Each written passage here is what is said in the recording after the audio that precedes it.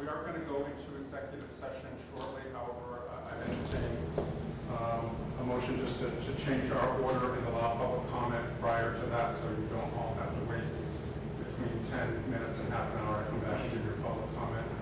And we would also, same for folks that are online. I know we have at least 2 councillors who are going to be remote this evening, Councillor Lane and Councillor Khan. I believe they're going to be joining us for the regular meeting when that resumes. So I think that just to let you know before we start. And I will say that unless someone can tell me now, and I'll recognize them at the next meeting, there's no names to mention tonight in terms of those who passed. Recently, however, some of us were at a memorial service yesterday for former state rep and state senator and mayor, not Newburyport, but Amesbury, Nick Costello, who passed away in March, and this was obviously several months ago. His birthday was recently.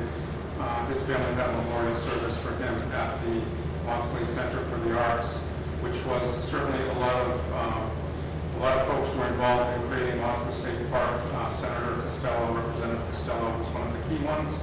Something I learned is that we could have been looking at hundreds of condominiums on the Merrimack River if those who fought the battles 30, 40 years ago hadn't turned that into a state park instead of private land. And also Deer Island, which is on the chain bridge that connects Newburyport to Amesbury. When you cross that, Deer Island is on the right. That was up for, back in the late 80s, 90s, to be 22 condominiums there. So we can thank Nick Costello for that being a beautiful park. So we remember him and anyone else that you're thinking of in your own lives or in this world with a moment of silence.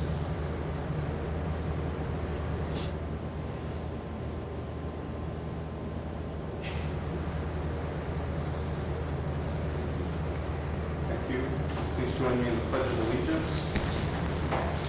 Pledge allegiance to the flag of the United States of America and to the republic for which it stands, one nation, under God, indivisible, with liberty and justice for all.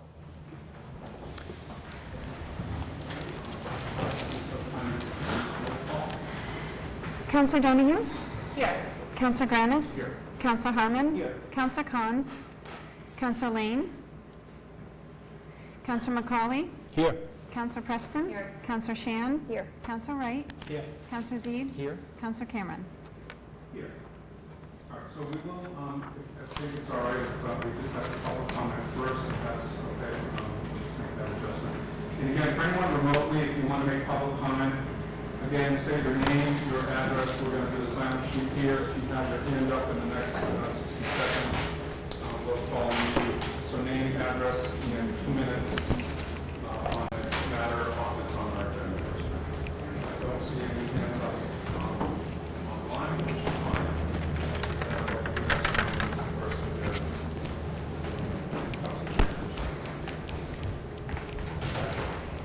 You're welcome. First will be Ron Keith.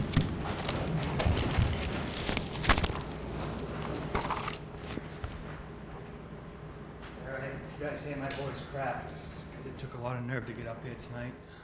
It's about HR. To thank them. You all received a letter from the previous mayor last week that opened up a wound.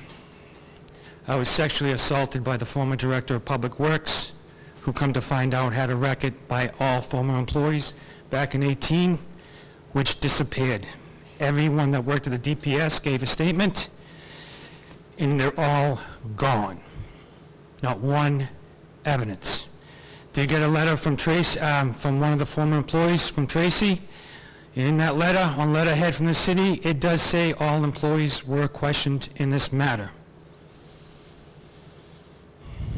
It was a good cover-up. I took a lot of pain from that letter last week. She was lying through her teeth. He did it back in 18, and he has a record of it. That was the former mayor who covered it up with the help of HR. Thank you. Mary Jo Bailey.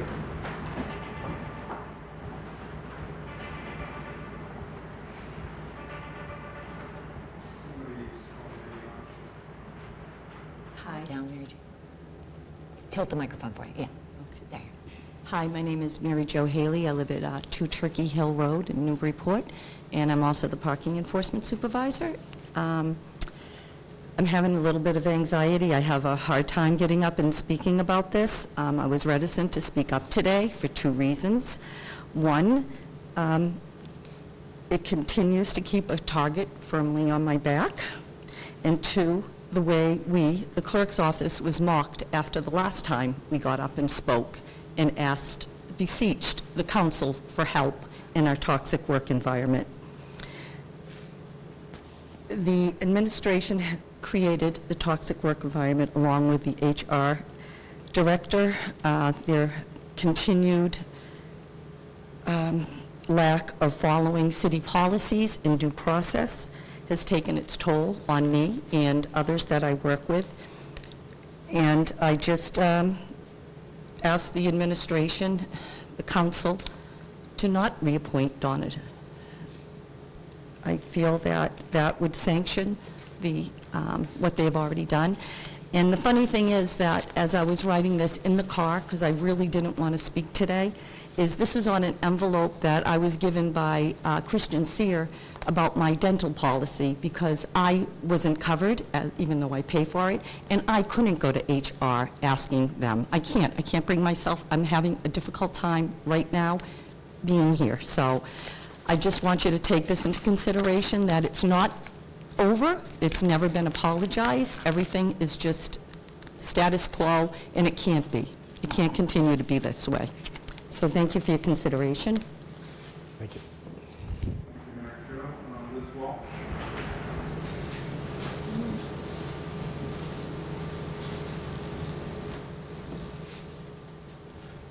Before I begin, I just want to say that there's a really nice photographic exhibit of Mayor Costello in the Amesbury City Hall that I saw last week. It was really terrific.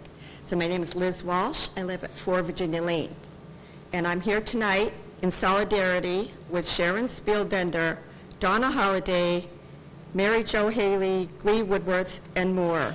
These brave individuals have all written to you and shared their stories and experiences with Donna Drellick. I expect that you have had the opportunity to read these letters and that each of you will vote your conscience tonight. Thank you. Liz, Mary July?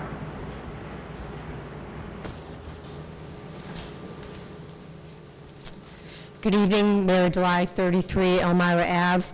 I'm here to ask that the council consider not supporting the resolution to retain legal counsel to investigate the city's rights against our upstream communities responsible for combined sewer overflows. I don't believe that this is a good use of taxpayer resources. More importantly, my own research reveals that these 5 upstream communities have actually invested hundreds of millions of dollars to replace and improve their infrastructure to limit these CSOs, and have paid hundreds of thousands of dollars in fines due to consent decrees and enforcement orders. While we all agree that these CSOs are unacceptable, these are some of the poorest communities in the region. I'd rather see them spending their resources fixing the problem than defending lawsuits from neighboring communities.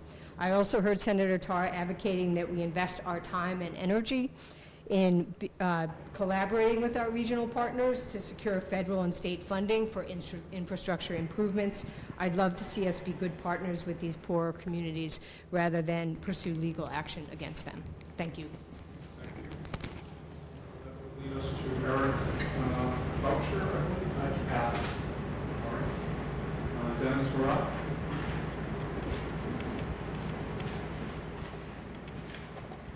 I'm just here to speak about the emergency appointment for our acting building commissioner.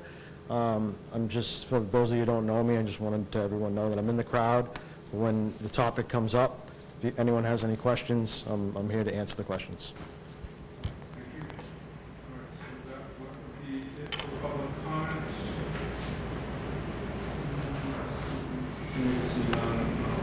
So, at this point, we'll entertain a motion for the city council to enter into executive session pursuant to Mass General Laws, Chapter 30A, Section 21A1, to discuss the reputation, character, physical condition, or mental health rather than professional competence of an individual, or to discuss the discipline of, dismissal of, or complaints or charges brought against a public officer, employee, staff member, or individual. And this is in regards to an open meeting law complaint regarding the library investigation report. And as part of that motion, we would resume our regular meeting after executive session. So moved. Second? Councilor Wright, and seconded by Mr. Justin. Discussion?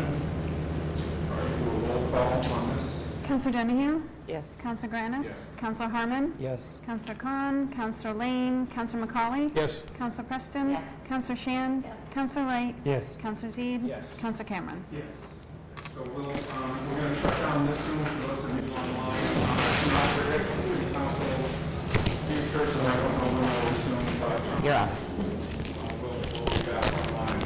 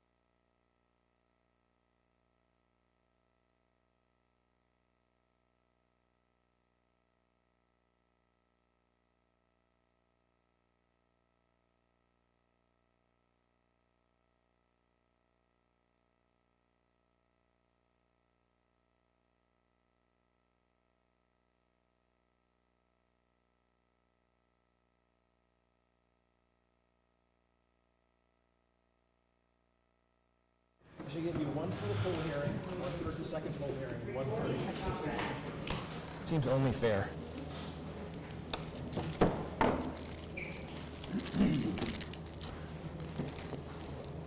Okay. Those of you who are councillors, you can return your microphones on.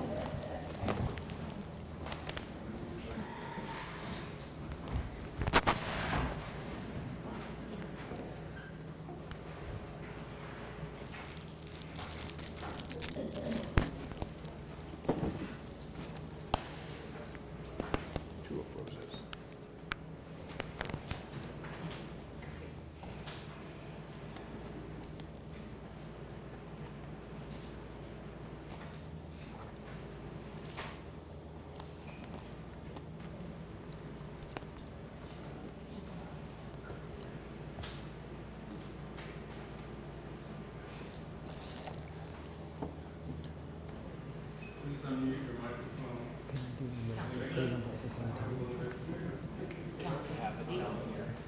Councillor Khan, hello. Thank you. One of you is So we're about to resume the When it regular. comes up in the regular. There's another, there's two of pros cons. I allowed the correct one in, and there's another one. I don't know if that's also.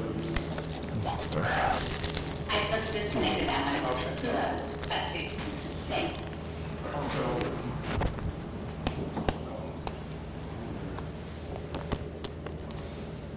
right, so we're going to resume the regular meeting, and we are joined, from the next one, by Councillor Khan is with us, and approximately we're restarting at 7:28. It's true. Councillor Lane, we started that would get us back to the regular agenda, and the next item would be final. So slate file appointment 593 Dennis Morrill Jr. of 19 Fieldstone Way, Boxford, for the acting building commissioner until 6/30/2026. Motion to waive the rules and accept the late file? Second. Second, any discussion? All those in favor of accepting the... Roll call. I got to actually do that, but all those in favor of roll call? Councilor Donahue? Yes. Councilor Granis? Councilor Harmon? Yes. Councilor Khan? Yes. Councilor Lane? Councilor McCauley? Yes. Councilor Preston? Councilor Shan? Yes. Councilor Wright? Yes. Councilor Zede? Yes. Councilor Cameron? Yes. Point of order? Yes. Sorry. Was the motion to just approve it for, and then it goes to committee, or were we doing an It's emergency? going to come in the regular agenda. to Okay, be gotcha, all right, determined. understood. Thank you. Good question. All right, that would lead us to mayor's comment. Good evening. Sorry I'm not dressed up for you tonight. I did get caught in the rainstorm going door to door earlier, so I got home and got a quick shirt on. But I'm happy to be here. For my mayor's update tonight, I kind of resubmitted my letter that I had submitted for Donna Drellick when I submitted her appointment. So obviously I'm not going to read that to you, but I thought I would just because the city council isn't involved in the day-to-day workings of the city. We have HR things going on every day. And I'll tell you, when I ran for mayor, that was one thing I certainly didn't run on. Like, I can't wait to deal with all these personnel issues when I take office. But it's such a huge part of the job, and HR is such a huge piece of that. I can't believe we went so many years without an HR department here in the city. But since I took office, on day one, Frank Giacalone came in and resigned. He took a job in Danvers. So that was my first day in office. So Donna was instrumental in working with me in finding our next health director. I believe she was the first woman health director at the time, Laura Vlasic. Day 10, we learned that the IT director had been embezzling money for years under the previous administration. Again, a lot of that didn't come out because, you know what, HR, we don't talk about a lot of these things. They stay in-house. We dealt with that, fired the employee, got our money back. Again, didn't make headlines for it, but we're dealing with previous administration. Donna was a huge part of that. Moving forward, we had issues down in the basement between departments early on with some new faces and places. Donna was instrumental working with those departments as we worked through those kind of, I would say probably growing pains at the beginning of my administration. We've had two massive searches after retirements. One for our police marshal. We're very lucky to have Marshal Simons, but that's a really thought-out process in our charter that Donna is a huge part of. And again, we got a wonderful marshal to take that role.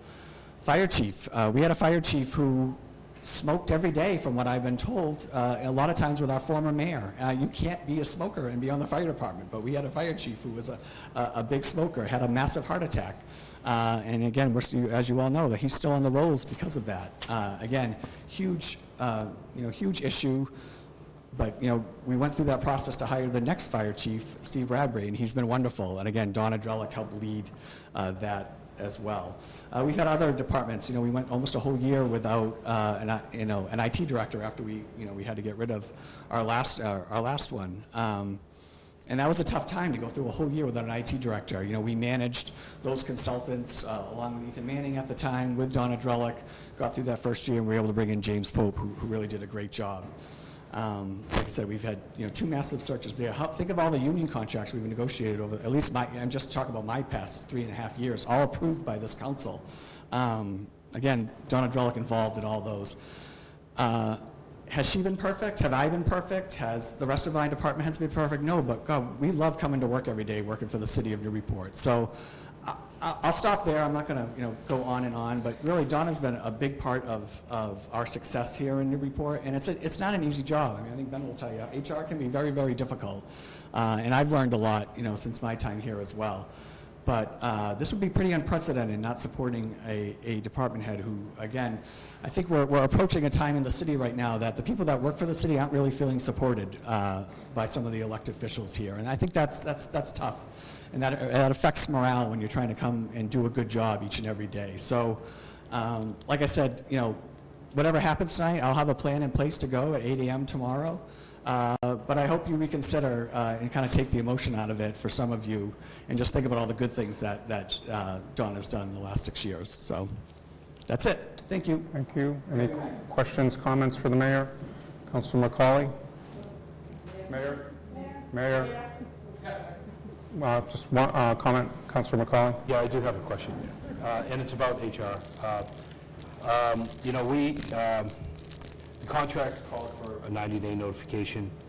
That didn't happen, and then you brought this in 35 days later. So what we're seeing here is the words that you say here aren't consistent with your actions. You left the employee in employment limbo for 125 days. It's not us not supporting this individual.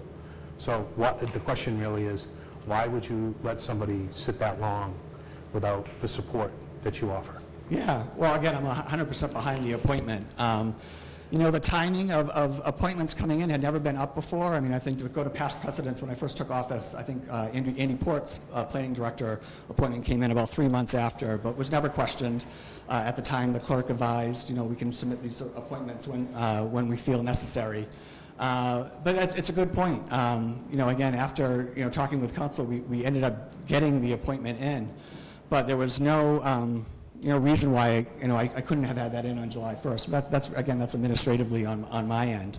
But at the same time too, I think Karis's, our city solicitor's opinion on that would say that it was a holdover job, which is why Dawn has been able to continue in that role even without the appointment. Again, a lot of the contract issue that has been brought up as well, we've kind of done away from a lot of contracts from these positions. That was past practice in the previous administration. That was one of the recommendations of Community Paradigm.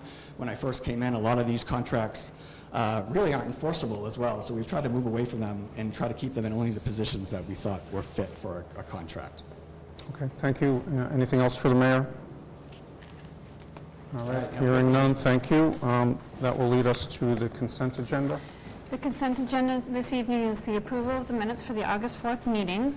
Communications, there's a number of applications. The first is application 277, Millennium Running Road Race on October 26th from 9 a.m. to 12:30 p.m. to go to license and permits. Application 278, a recurring block party on Butcher Street between Hill and Cherry Street, September 27th from 3 to 9 p.m. to be received and filed. Application 279, Oyster Fest, September 27th, request for 2 temporary HP spots on Water Street to go to Public Works and Safety. Application 280, the 5th Indigenous Peoples' Day, October 11th, from 10 a.m. to 6 p.m. at Waterfront Park to go to license and permits. Application 281, Yankee Homecoming Concert rescheduled for September 28th from 10 to 5 p.m. to license and permits. Application 282, Yankee Homecoming Chowder or Chili Fest, October 12th from 10 a.m. to 5 p.m. to go to license and permits. One Communications 663, an email from Jane Snow regarding Coffin Street to go to Public Works and Safety. 2 reappointments this evening. Appointment 589, Thomas O'Brien of 11 Mosley Avenue to the Water Sewer Commission until 9/30/27 to go to Public Works and Safety. Appointment 590, Julie Langra, 13 Cushing Street in Salisbury to the Treasurer Collector, 9/1/2028 to Budget and Finance. 2 new appointments. Appointment 591, Thomas Bailey, 35 Marble Street to the Water Sewer Commission to Public Works and Safety. And appointment 592, William Creelman, 129 Merrimack Street, Water Sewer Commission to go to Public Works and Safety. The following items are slated to be removed from their committees.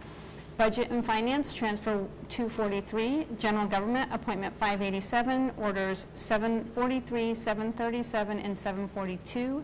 License and Permits, Application 275, Planning and Development, Order 744. Public Works and Safety, Appointment 578, Communications 648 and 660, and Ordinance 206. And that is the consent agenda. Motion to accept the consent agenda and to receive and file the mayor's update. Second. Motion made and seconded. Any discussion? All those in favor, roll call. Councillor Donahue? Yes. Councillor Granis? Yes. Councillor Harmon? Yes. Councillor Khan? Yes. Councillor Lane? Councillor McCauley? Yes. Councillor Preston? Yes. Councillor Shan? Yes. Councillor Wright? Yes. Councillor Zede? Yes. Councillor Cameron? Yes. Okay, Make a motion to waive the rules and take things out of order. If we could do, if the President and the council will consider it, we could take appointment 593, the late file, Dennis Morel, appointment 587, Donna Drellick, and communication 662, temporary appointment for John Kerry ahead of committee items. Is there a second? Second. Okay,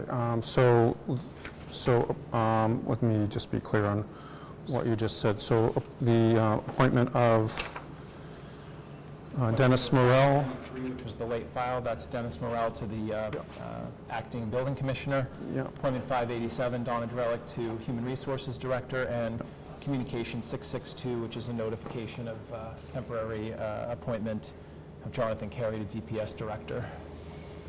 Okay. And now they've already all been removed from committee per the consent, so that's Any done. further discussion? Motion to waive the rules, roll call. And this is to take them out of order. Councillor Donahue? Yes. Councillor Granis? Yes. Councillor Harmon? Yes. Councillor Khan? Yes. Councillor Lane? Councillor McCauley? Yes. Councillor Preston? Yes. Councillor Shan? Yes. Councillor Wright? Yes. Councillor Zede? Yes. Councillor Cameron? Yes.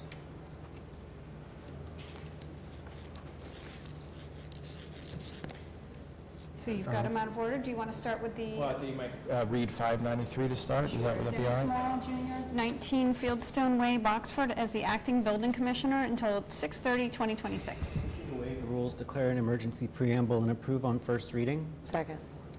Okay, discussion, Councillor Harmon. Thank you. This is an acting appointment which needs to be expedited so that the city can continue to approve building permits. The current building commissioner, I believe, has some leave upcoming, which would leave the role of approving building permits vacant. If we expedite this tonight, there will be no stoppage in that and potentially creating a backlog, so I thought it would be a good idea to consider. Thank you. Just Clerk, a yep. clarification. So did you want to approve it in one reading or just approve the first reading? In one reading. Thank you. Okay. Okay, thank you. Important clarification. Okay, and seconder agrees with that. I think Councillor Zede and Zede. Thank you, Mr. President. I just wanted to ask a question. I'm trying to get more context, obviously the first time we're seeing it. My biggest question is the nature of the June 30th, 2026 date. Why was that selected? It's not quite a year. Obviously, we have a leave issue, so I don't want to go down that rabbit hole, but just to understand where was the genesis of June 30th, or are we not expecting a return by that date? And Chief of Staff have any clarifying information for that?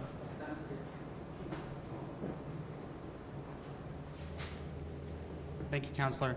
My understanding is we just did 1 year, because we are expecting potential extended leave, and it could be flexible. Obviously, this is more of when our current commissioner is unable to approve permits, the acting commissioner by our ordinance would then be allowed to approve. So it's kind of like a backup. The 1 year, I think, was just to cover us for this upcoming FY25. So what you're saying is for a period, the city will have 2 building commissioners effectively, one and one acting, but both with the same authority? Yes, my understanding though is one would only, so when our current building inspector, when Greg is here, you will be able to approve. If he is on leave, then we will have the acting building inspector. So we delineate based on who is in office. Okay. I'll ask one other question and then I'll yield. Does this appointment confer any additional salary to the individual being appointed as temporary? Let me, my understanding. So would you be paying 2 people the elevated wage of the commissioner versus the inspector?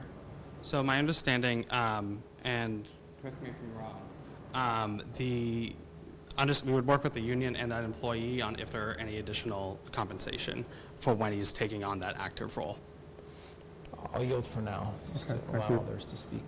Further discussion, Councilor McCauley? Yeah, so I don't know that there's a rationale for going over the 90 days that we have in our statute about acting going forward. So I know it's nice that we have for additional time frame, but you know, we're going to talk about this with DPS appointment when we move to act or temporary. We do it 90 days with 30 days extensions going forward, so there's at least some checks and balances in there. So I don't support the June 30th date, and I'll let conversation play out, but I would be open to an amendment to change this for a 90-day extension going forward. Okay, thank you. Further council discussion, Councillor Donahue? Thank you, President. Yeah, I just want to speak a little sensitively to this issue. I mean, obviously, our current inspector, you know, is willing to step up, but our current commissioner is clearly going through some stuff that he's going to be out for a while, and I don't blame him in the least. I think any one of us would want that same compassion when dealing with what he's dealing with. So that being said, I don't have an issue with it being till June of next year, because if the commissioner doesn't end up returning, it would put us in a pretty good position to not be in a flux situation that we have been in the past, frankly, and it's never good when we are not without our building commissioner. So that being said, I'd like to extend some real compassion to our current commissioner and allow him the time he needs, and you know, put our faith in our current inspector to carry the torch while he's dealing with what he needs to deal with. So thank you. Okay, the Chief of Staff, did you want to comment? And then Councillor Khan. Thank you, Council President. Just for clarification, I want to thank the HR colleagues. Just based on the nature of this person's circumstances, I'd like to try to keep confidential as possible. The reason that date is just because of the availability of the leave that would be able to be used.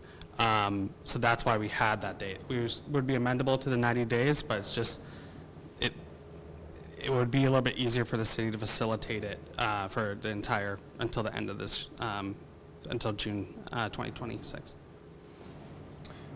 Thank you. Councillor Khan? Yeah, my question is more around the logistics. I definitely want to make sure we're following proper procedures, and 90 days is very typical.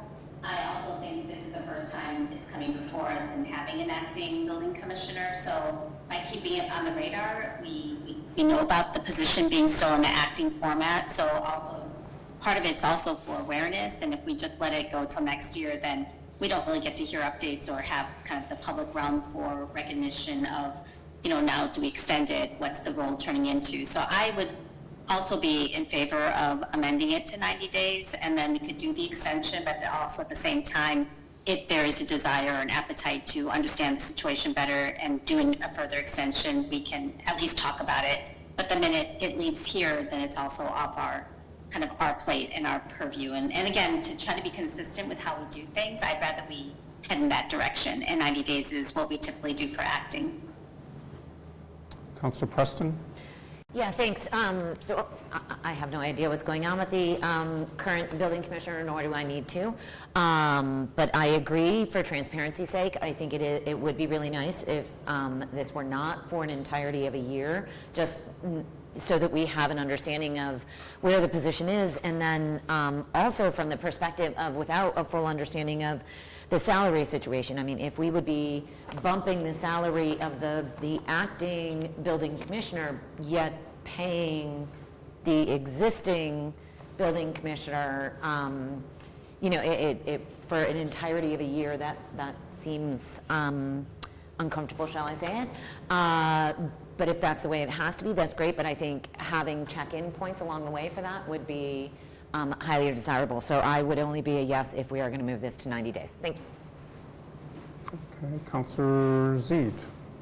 Thank you, Mr. President. I would make a motion to amend the June 30th, 2026 to November 23rd, 2025, which is 90 days from today. Second. Okay.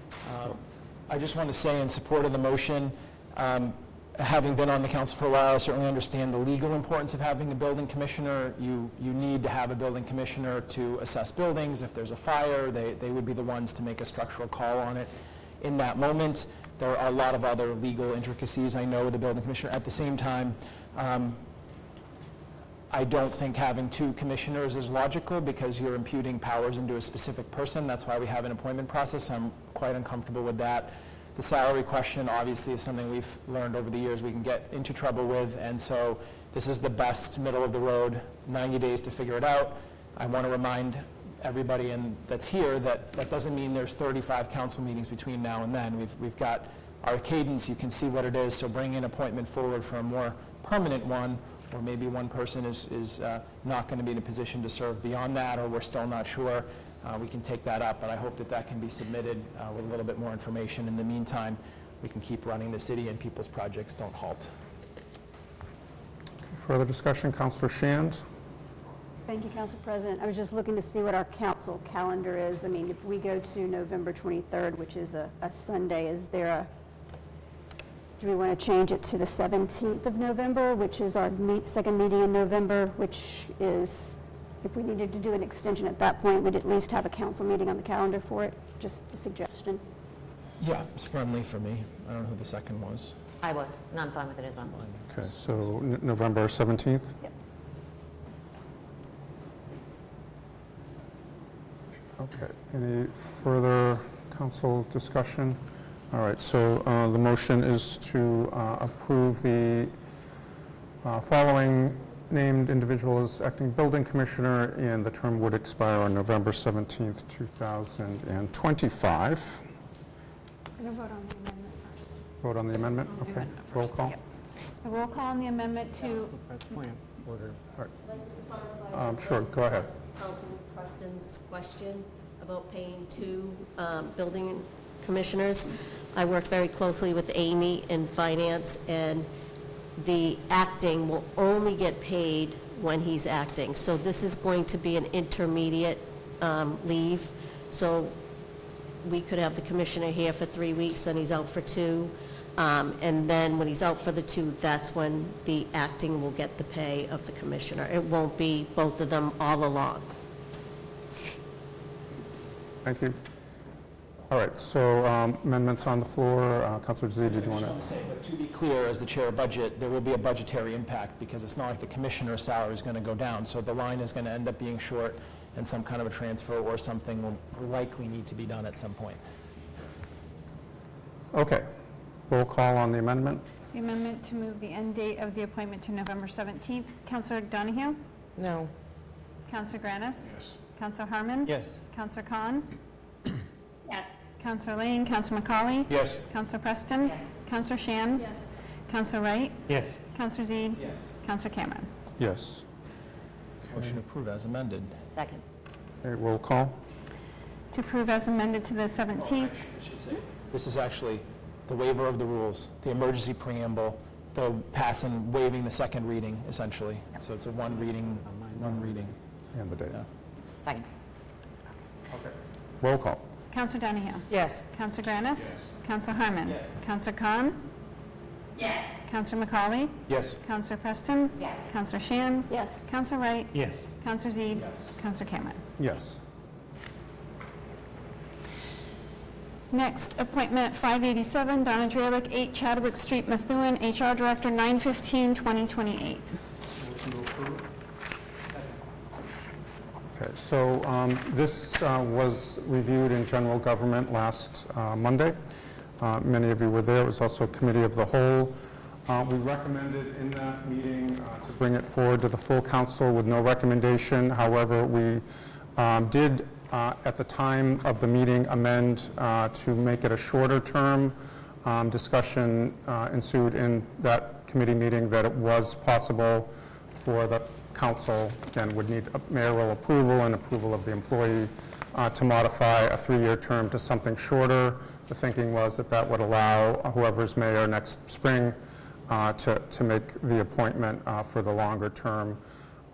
Subsequent to that meeting, the clerk did some research, which was corroborated by the city solicitor. So 2 folks looked at this and agreed that in the, combined with our charter, there's a couple of references to mayoral appointments, but specifically in section 2-370.5, appointment of human resources director, it does say that said appointment shall being the key word here, shall be for a term of 3 years and subject to city council confirmation. So the word shall it's a mandatory word. It doesn't give you an option, so it does say that the term would need to be 3 years. So we're bringing this out of committee, again, with no recommendation, because we knew that that would need to be deliberated on the full council floor with no recommendation, and again, for the council's discussion and deliberation on this.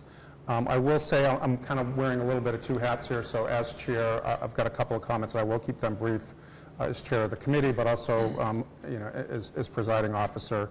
I think you've all heard all of the arguments, pro and con, on this reappointment. We've gotten many communications, both sides. I know you're all giving it serious weight and trying to make the best decision you can. We'll leave it at that, and that's all the report out of committee. So, council discussion. Councilor Harmon. Thank you. Lots been said about this. I will be honest. I have my own concerns, but I will be supporting this reappointment, even at 3 years. My assessment is that during the committee meeting and separate discussions with the HR director, that she is capable of doing the job and understands where there are areas for improvement, and she's made mistakes, as we all do, but she's owned that in a public way very consistently. The nature of the role of HR is to routinely encounter private, personal information and to keep those things confidential to protect both the individuals and the organization. While some folks may have been comfortable sharing their stories, as we heard powerfully here tonight, whether they're positive or they're negative, there is almost always another side to the story, and the HR director is bound not to share that. Some have argued that the existence of lawsuits and legal action call into question the performance of the HR director. I will just say that in my experience, good HR folks prevent a lot more legal action from ever happening by managing folks through a responsible, respectful, balanced process. We may know how many lawsuits we are facing out there as a city, but we'll never know how many situations that we never even got to that point. Like I said, I have had my concerns and misgivings, and every situation, when explored further, showed me that the HR director is doing her level best to do right by employees of this city and to protect the city itself. When someone's livelihood and reputation is on the line, I don't take that lightly, regardless of the political environment. She deserves to keep her job, and so I will be voting yes.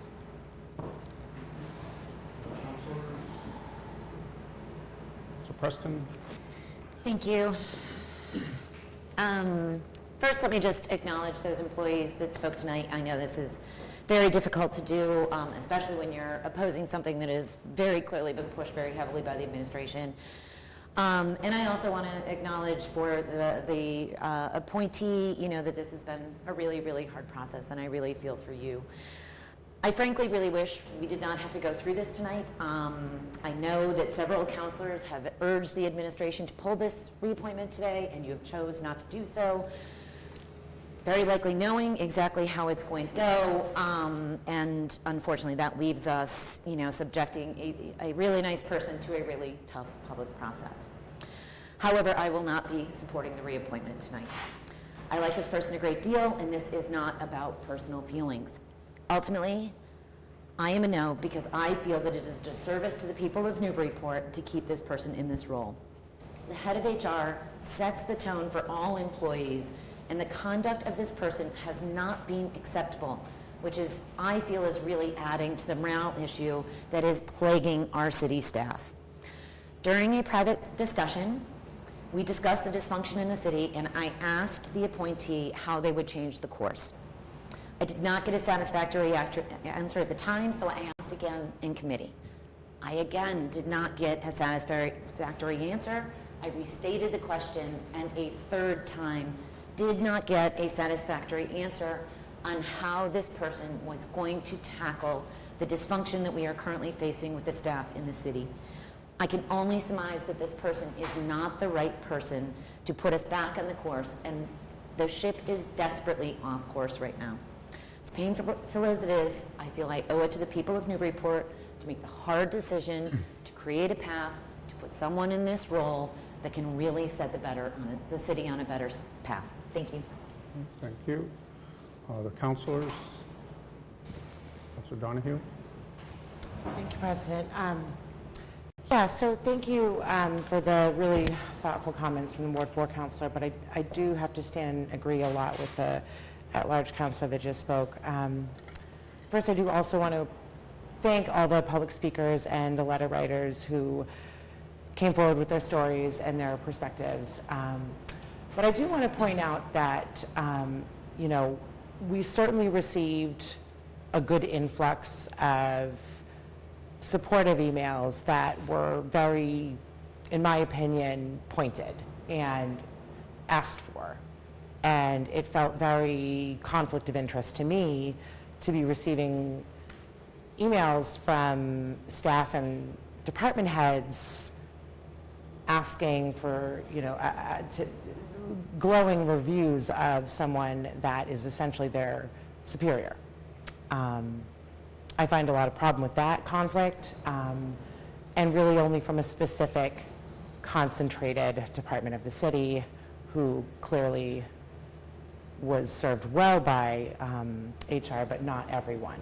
So for me, this goes across the board. This is not political. This is not about one issue. This is multiple issues that have compounded, have built up over the years. We heard from staff that worked under previous administration, but with the same HR director, and there were issues then, there's issues now.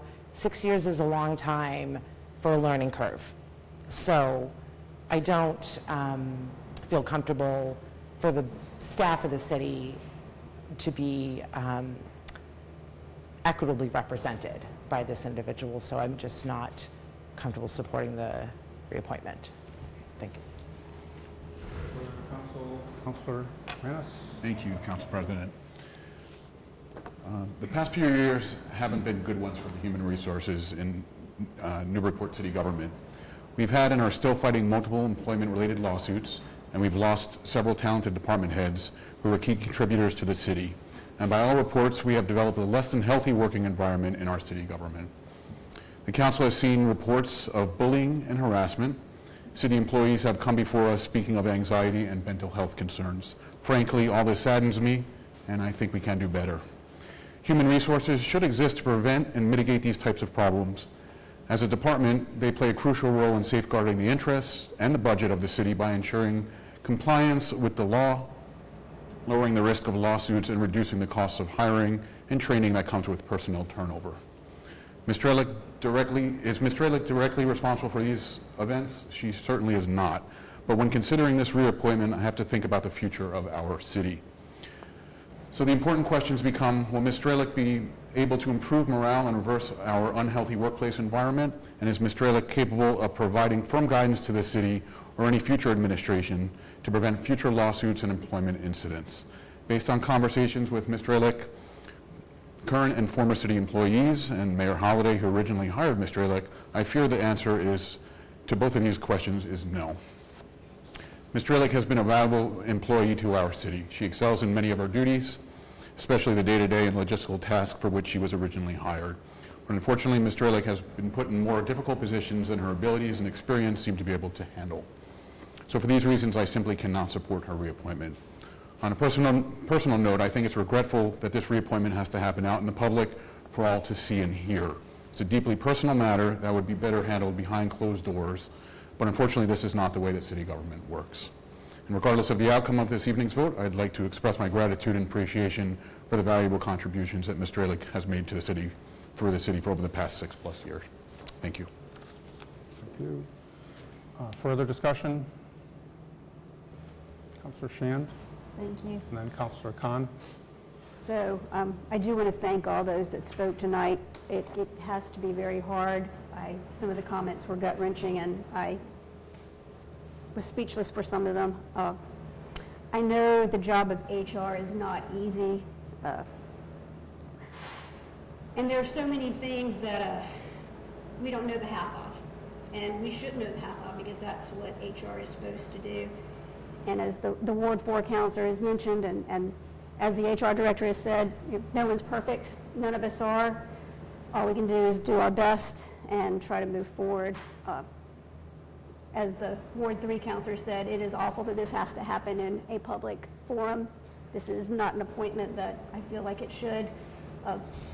I know Ms. Dralick. I will be supporting this reappointment. We can only try and do better. So. Thank you. Councillor Khan. Yeah, thank you, Council President. It's really unfortunate that this should not have as much conversation as we're having. Can I just say that?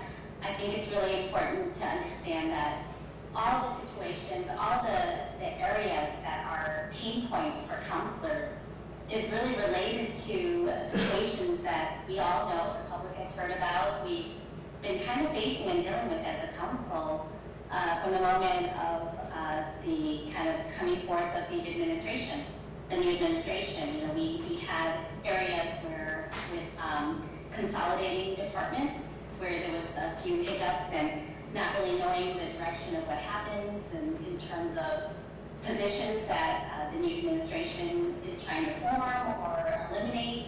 We really shouldn't be here because in the essence of the HR director role and what they do, in some ways you're managed. And who's your manager? You're being managed by the administration and you're following direction and you're trying to be in the same meetings and have the conversation in a collaborative way. I feel like we shouldn't be here. We shouldn't be in this position to have so much conflict on reappointments for somebody. And in this case, you know, I having met personally as well with the HR director, with the questions I have, I was able to talk about, you know, what are ways that we can be better, because there were a lot of missteps. There really were. But I cannot see us take that out on an individual when there's also a great gap in, I think, what is really important from direction, from collaboration, from inclusion of said employee in the roles that they need to serve. And I'll give a good example. HR director, you know, whenever we had union contracts in the past, the HR director would be involved in talking about it and getting FaceTime here with the council. There's very little of that I've seen, and I really do hope, and I was happy that the Director Dralick spoke up when we were just talking earlier about the acting role in terms of the salary implications. That is really the kind of role that we want our HR director in terms of how they work with the council, is to step in when we're having these conversations and giving us the policy, the procedure, How does it work? What do we need to know that we don't know anything about since we don't deal with HR? So for me, I will be supporting this appointment, but I want to be very clear that we should not be here. We should not be here in the sense of having angst about this. We need to not only be better, but we need to also let the administration know that there is several areas, not just for the HR director for improvement, but also for the administration's way of how they are incorporating the HR director or taking any kinds of lessons learned. We talked about the library situation. There was also unfortunate kind of words kind of overheard. HR director is supposed to be someone that's supposed to keep the kind of tenor of the whole city at a place where there's a lot of private information or emotional aspects, and I feel like that's a place where the HR director needs to be neutral, and I'm hoping that by hearing this, that's going to be the direction, but that's really their management as well, needs to enforce that.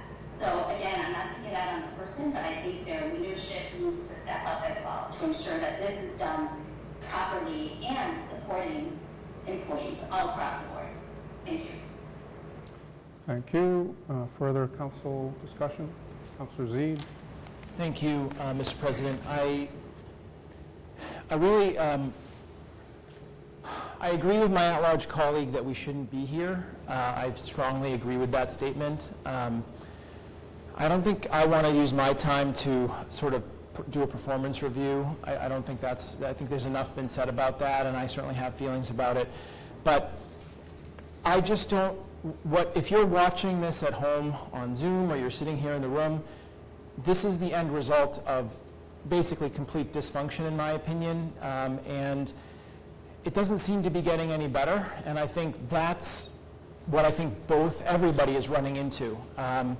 I was one of the councillors who spent a chunk of my day today urging a withdrawal of this appointment because I've been on the council for 10 years and I could see this meeting playing out as it has, exactly as even somebody who's been here for 45 minutes probably could have guessed this meeting was going to go.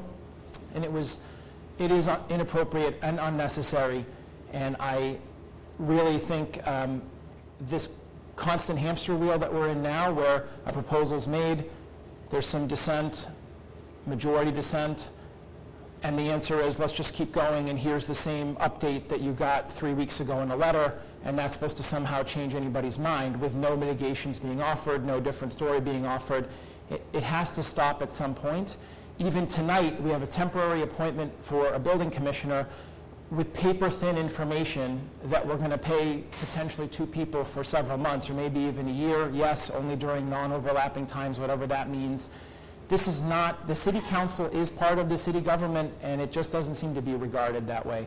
So before I sit down, I think the administration should be offered one last chance in public to please withdraw this right now. You can do that, and we can receive and file it, and we can figure out if there is a different way forward. There may not be, but this is insanity, and it should stop here, now. Okay. Any further discussion? Councillor Wright? Thank you. Like all my colleagues, I've spent a lot of time reviewing information that's been provided to us.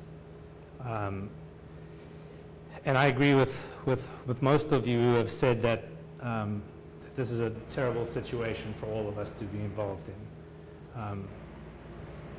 Unfortunately, doing the public's business in public can be very challenging.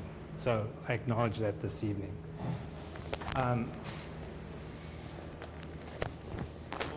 Of all the things that have been said tonight, I agree with most of them on both sides.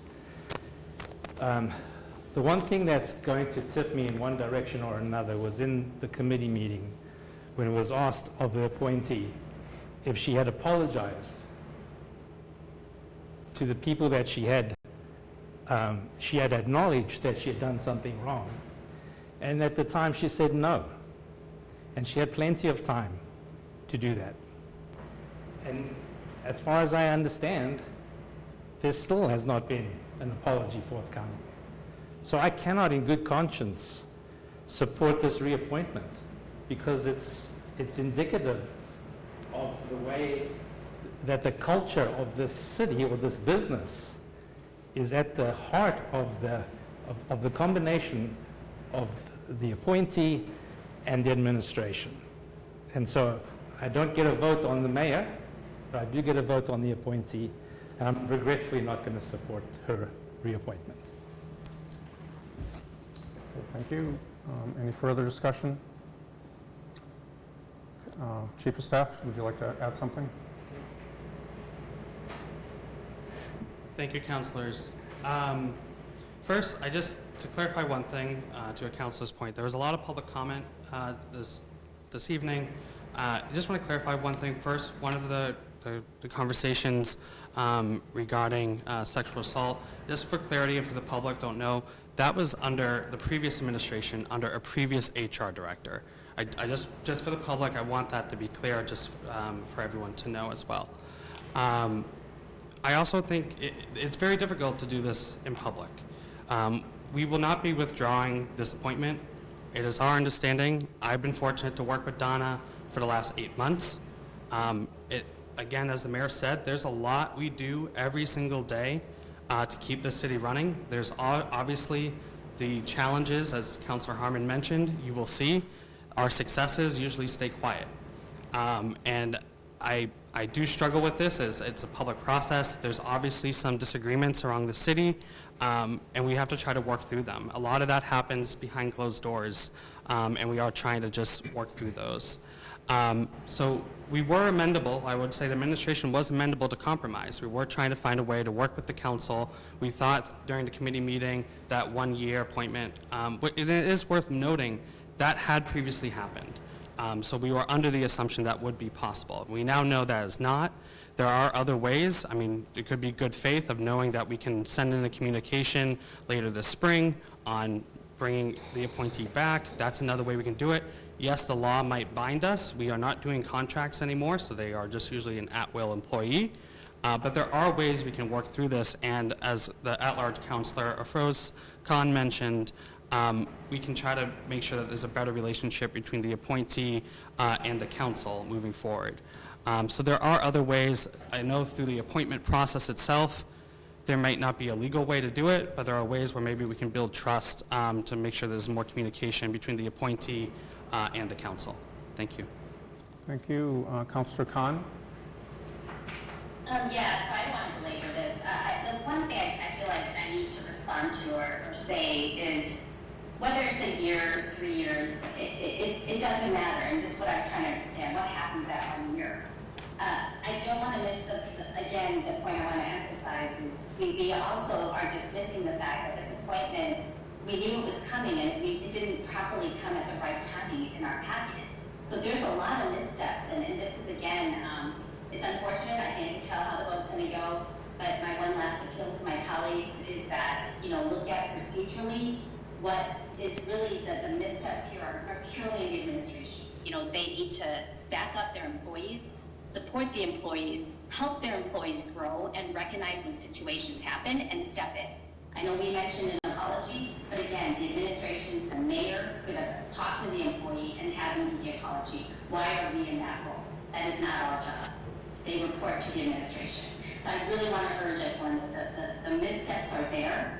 Why are we taking it out on the employee when this is actually a role that we don't even interact with every day? We're not there seeing all the day-to-day dealings. This is the time when you take something that happened, you go back and you learn from it, you try to be where were the missteps and the direction. It's the direction. Let's not forget that. Let's not ignore that. Look at the timing of this appointment. Thank you. Thank you. Councillor Preston? Yeah, just super briefly in regards to this. I mean, again, I hope the people watching at home and the people in the room hear the council asking for compromise and not getting it. This is what we deal with all the time, and this is why it is such a struggle between the council and the administration. Having said that, this appointment was officially over as of July 1st. The employee and the administration, but really to me, the employee, who is the head of HR, has had since July 1st to say, wow, things are in tough water here. I need to improve my relationship with the council.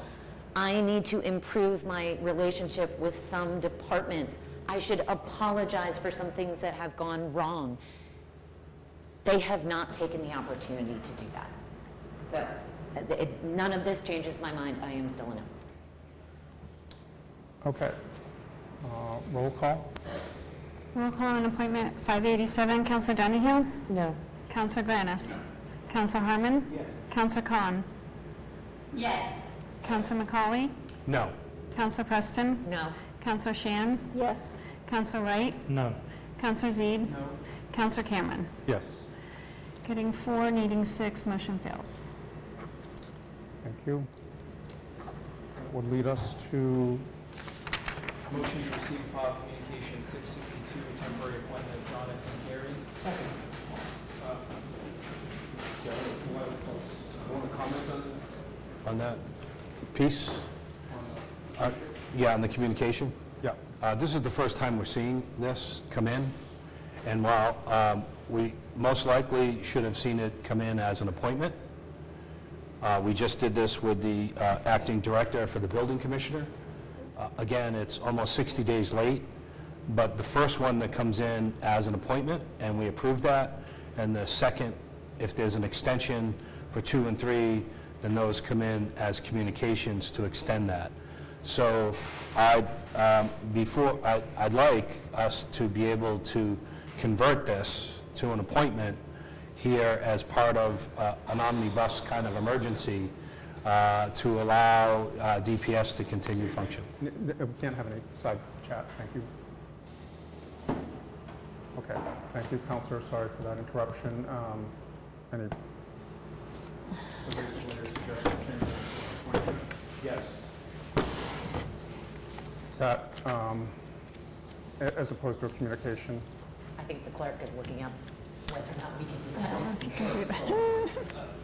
We should give her a minute.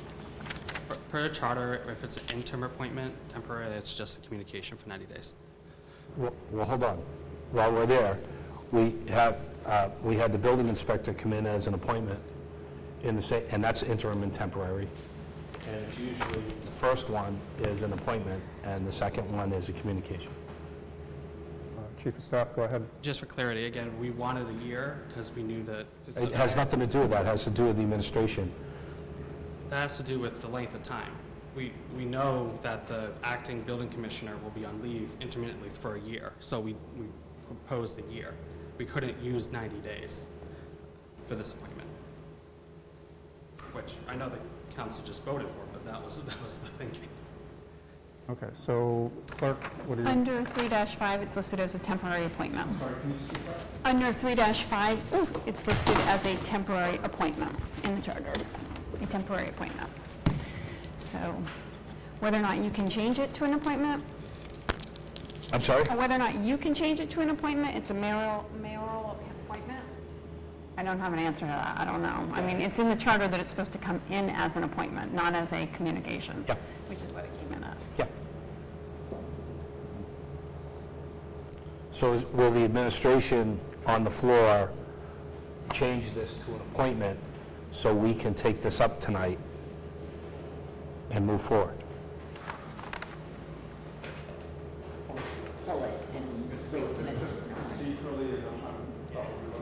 I am looking at the same thing that the clerk's looking at.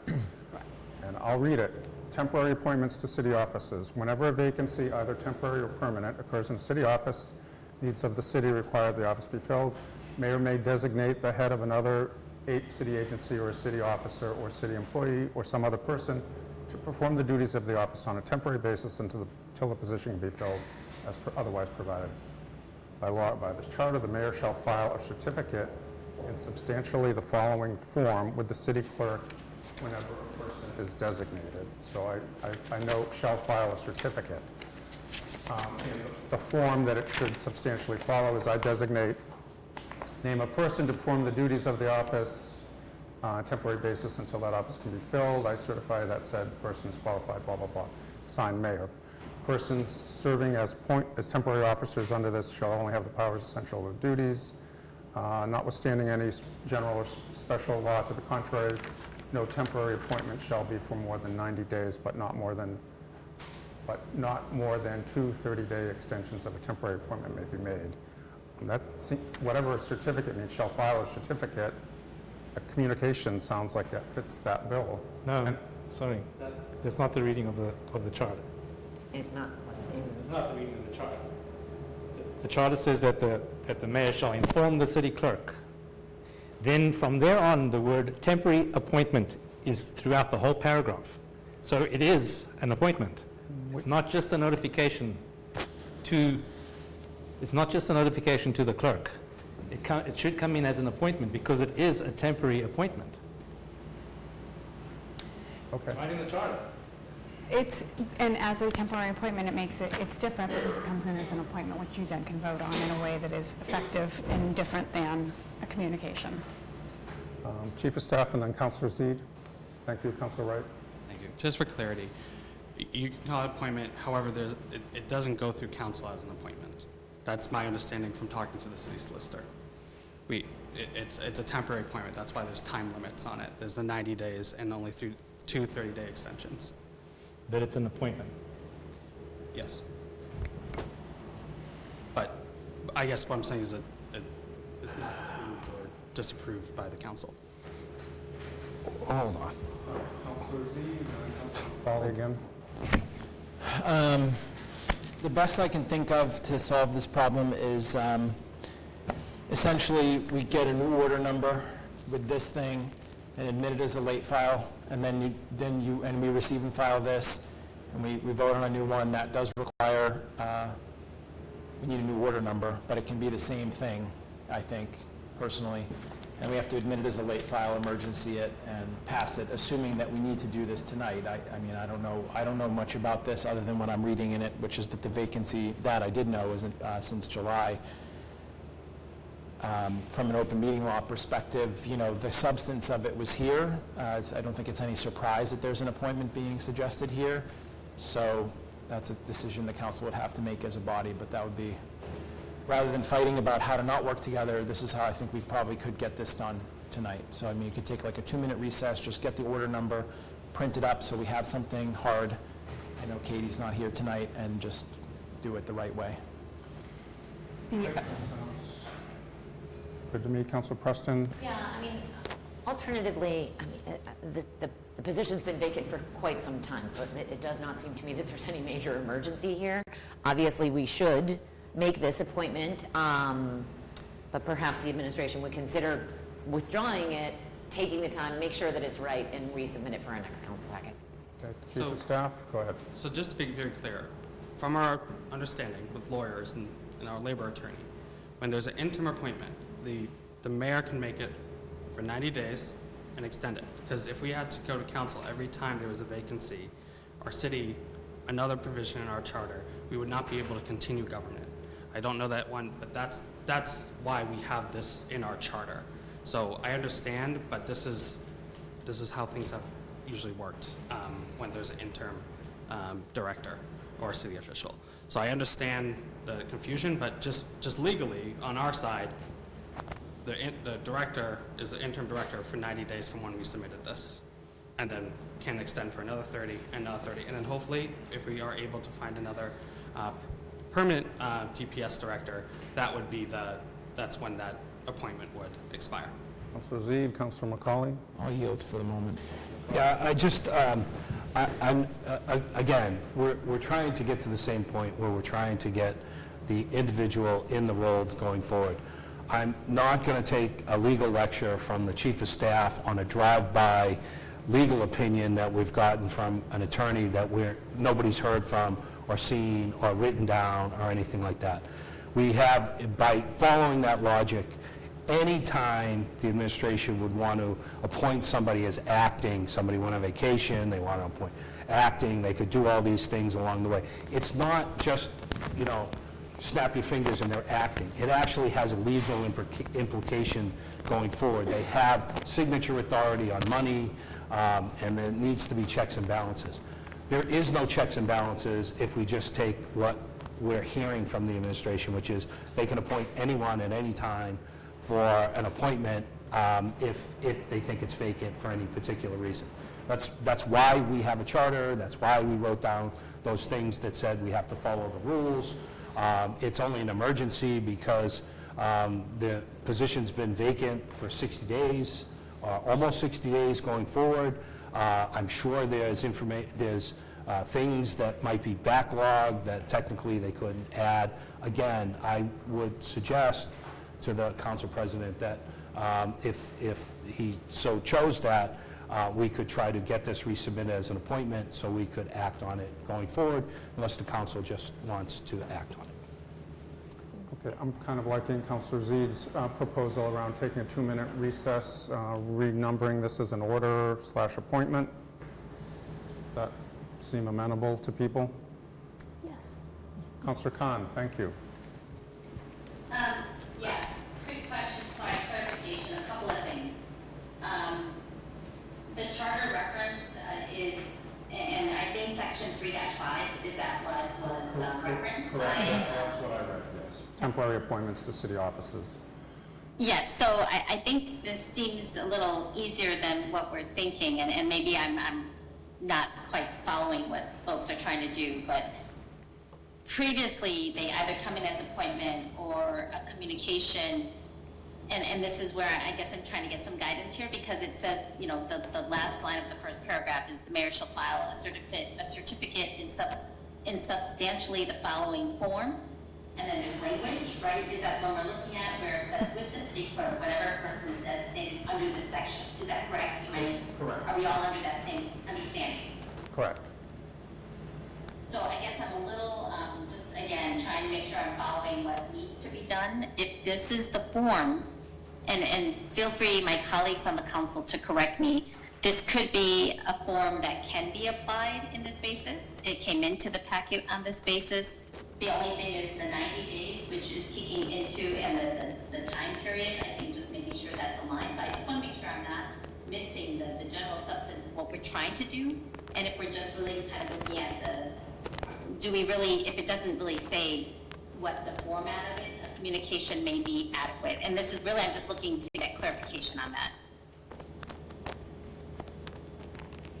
Anyone want to take a crack at that? Councilor Zeid? Sure. I think Councilor Wright was sort of pointing to the paragraph below that one, Councilor, which goes on about person serving, you know, shall only have the powers essential, and then it uses the phrase appointment several times, and the appointment, temporary appointment, shall be for 90 days, and then 2 30-day extensions. So that's this, that there's not, I think, an argument about the form of that. They copied the language exactly. The challenge is that we really don't have necessarily the power to approve a communication, and so it's just an argument over form. And I think the precedent question here is, you know, does the council have an appointment? Do our typical appointment approval procedures and priorities still apply in the case of a temporary? And I think the argument here is that it does.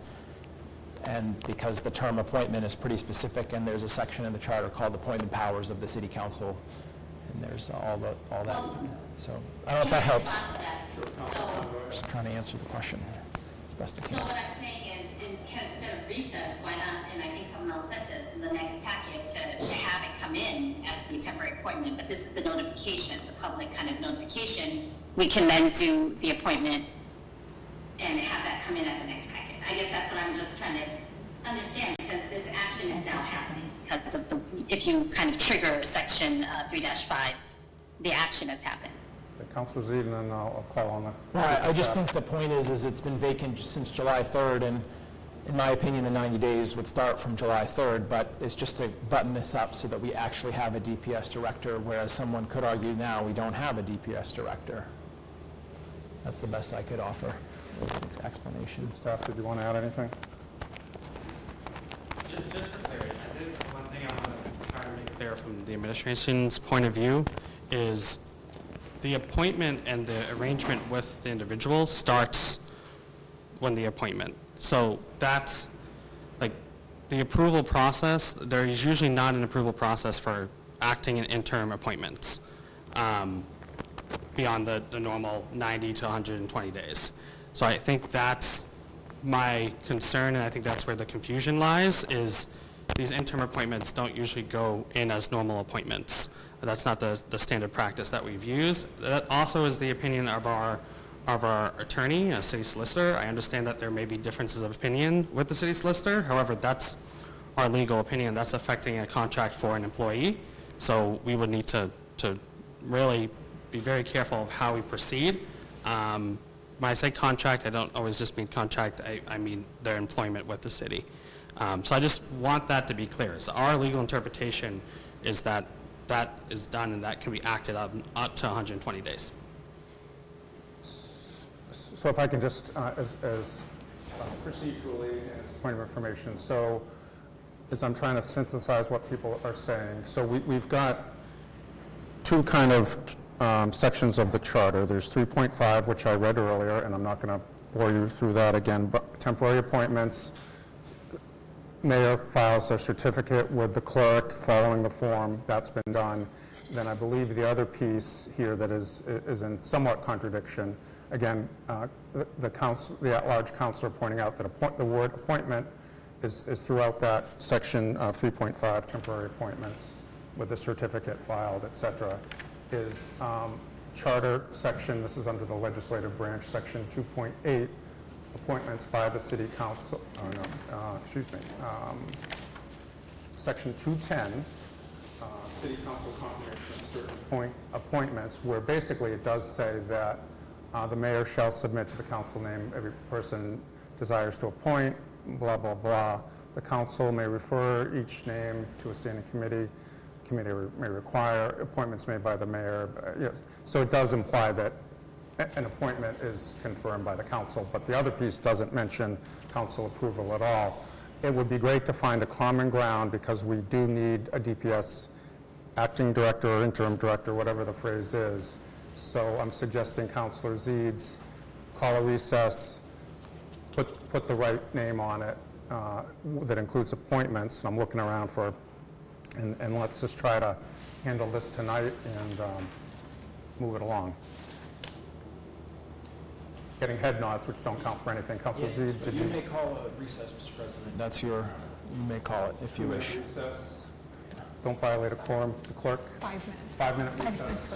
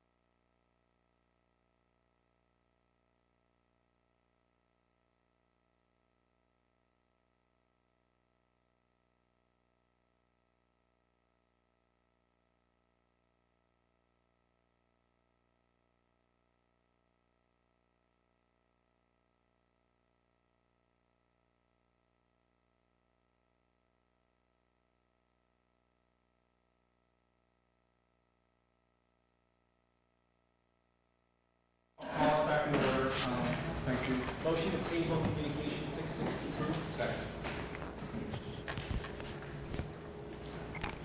Okay, discussion?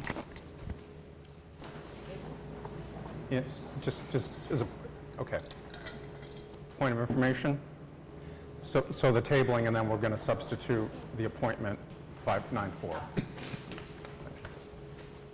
All right, so motion to table, non-debatable, point of information is allowed.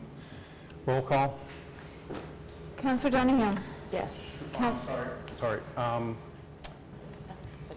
Councillor Khan, are you there? Yes, I'm here. All right, so I'm sorry, I did call the meeting back to order. Councillor Zeid has made a motion to table communication 662. Motion to table was seconded. It's non-debatable, but I did ask a point of information, and that is we would table the communication in order to then introduce a substitute, substantively a substitute, appointment 594, which the clerk wrote in or created by adding the appointment 594 in the interim. So that's where we're at. So the motion on the floor is to table the primary communication that we started with and we've been discussing. Make sense? Okay. All right, so motion to table. All those in favor, roll call. Councillor Donahue? Yes. Councillor Granis? Councillor Harmon? Yes. Councillor Khan?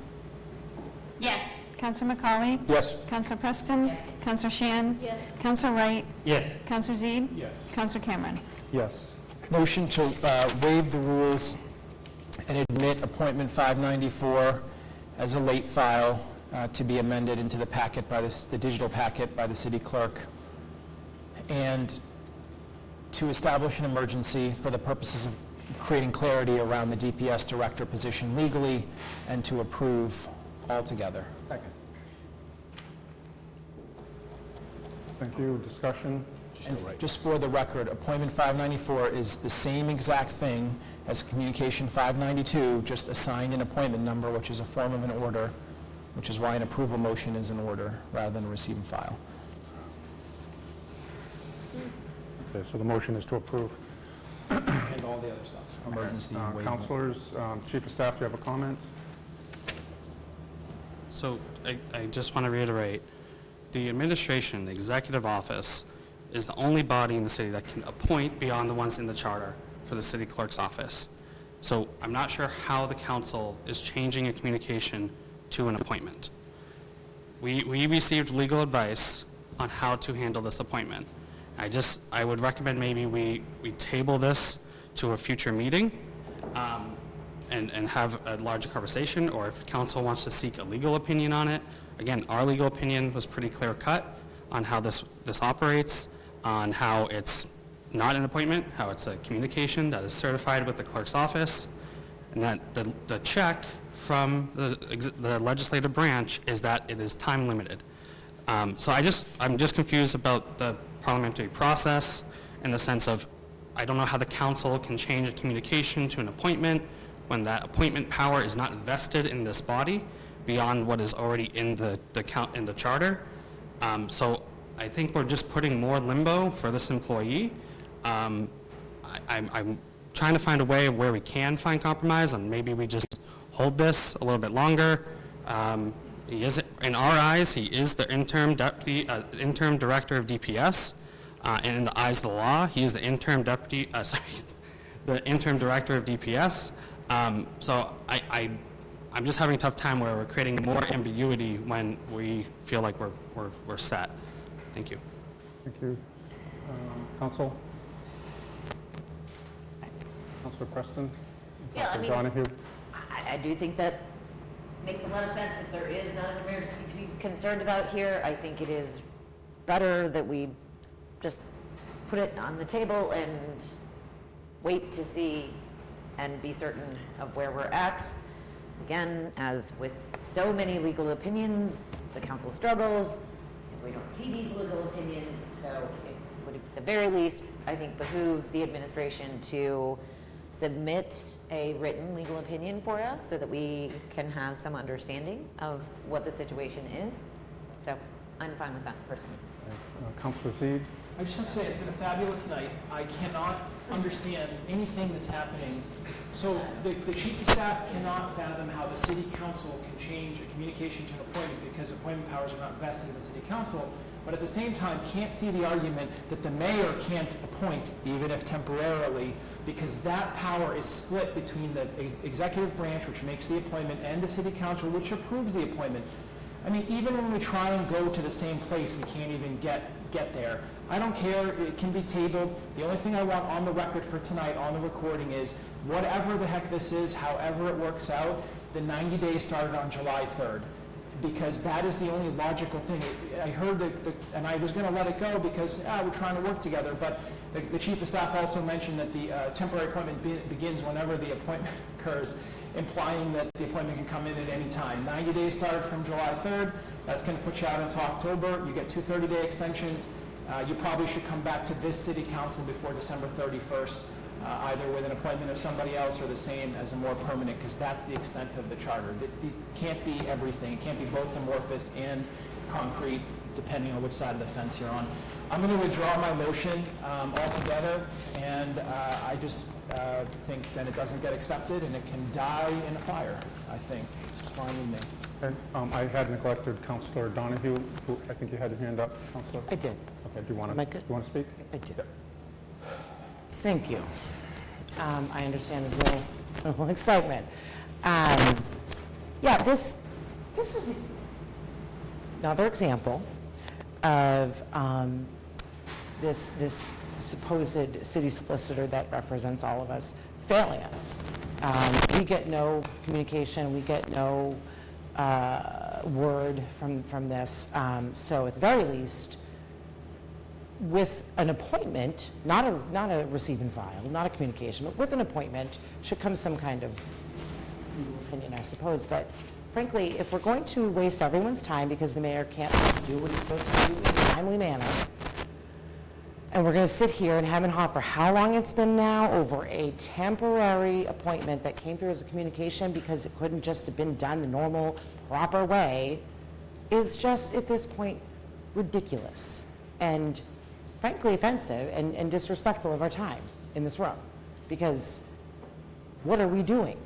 You had 2 appointments come in tonight, both temporary, one is a receive and file and one is an appointment. So you can't, how can you argue that we're in the wrong by saying that we have the right to approve it when we absolutely do? It's in our charter. And we have some supposed advice from our supposed city solicitor that you say was asked, but no one but you in this room has faith in that city solicitor. So I'm at a loss. I just have to say to the administration, please respect our time, please. All right, Councillor Khan, then Councillor McCauley. I think I just want to add, I feel like part of the miss here is there seems to be, if you look at past efforts, like I think the reference was when Jamie Tuccolo was put in this role and how it came in as an appointment and not necessarily like the communication. So I think for consistency, if we look at our charter, I think there's a lot of room for interpretation, and that's what we're running into. So I don't think I see at fault per se, but I think maybe the guidance, and we talk about this here as the legislative body, is that, I think the communication, that quote certificate in the section 3-5 of our charter does make sense, but then to follow it with an appointment, if it's a role that is one that is in the realm that the city council approves as typically that role to be an appointment, if that makes sense to everyone. Like, the reason I want to make sure is that we can ensure that going forward, there is something that I think for the administration to know what is really the way that the council wants to see this, and that way also our clerk is aware too,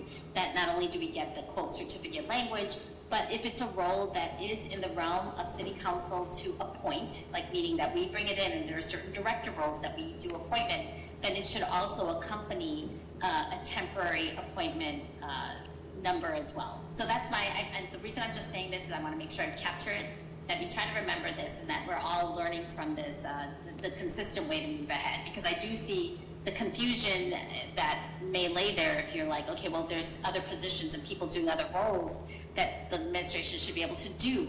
But, and that's where this language and a communication would make sense. But if that role is one that rises to the level of appointment and approval, then we do that temporary. So maybe I'm saying this more for myself, so sorry to waste everyone's time, but I think that's really where the confusion is on its kind of structure.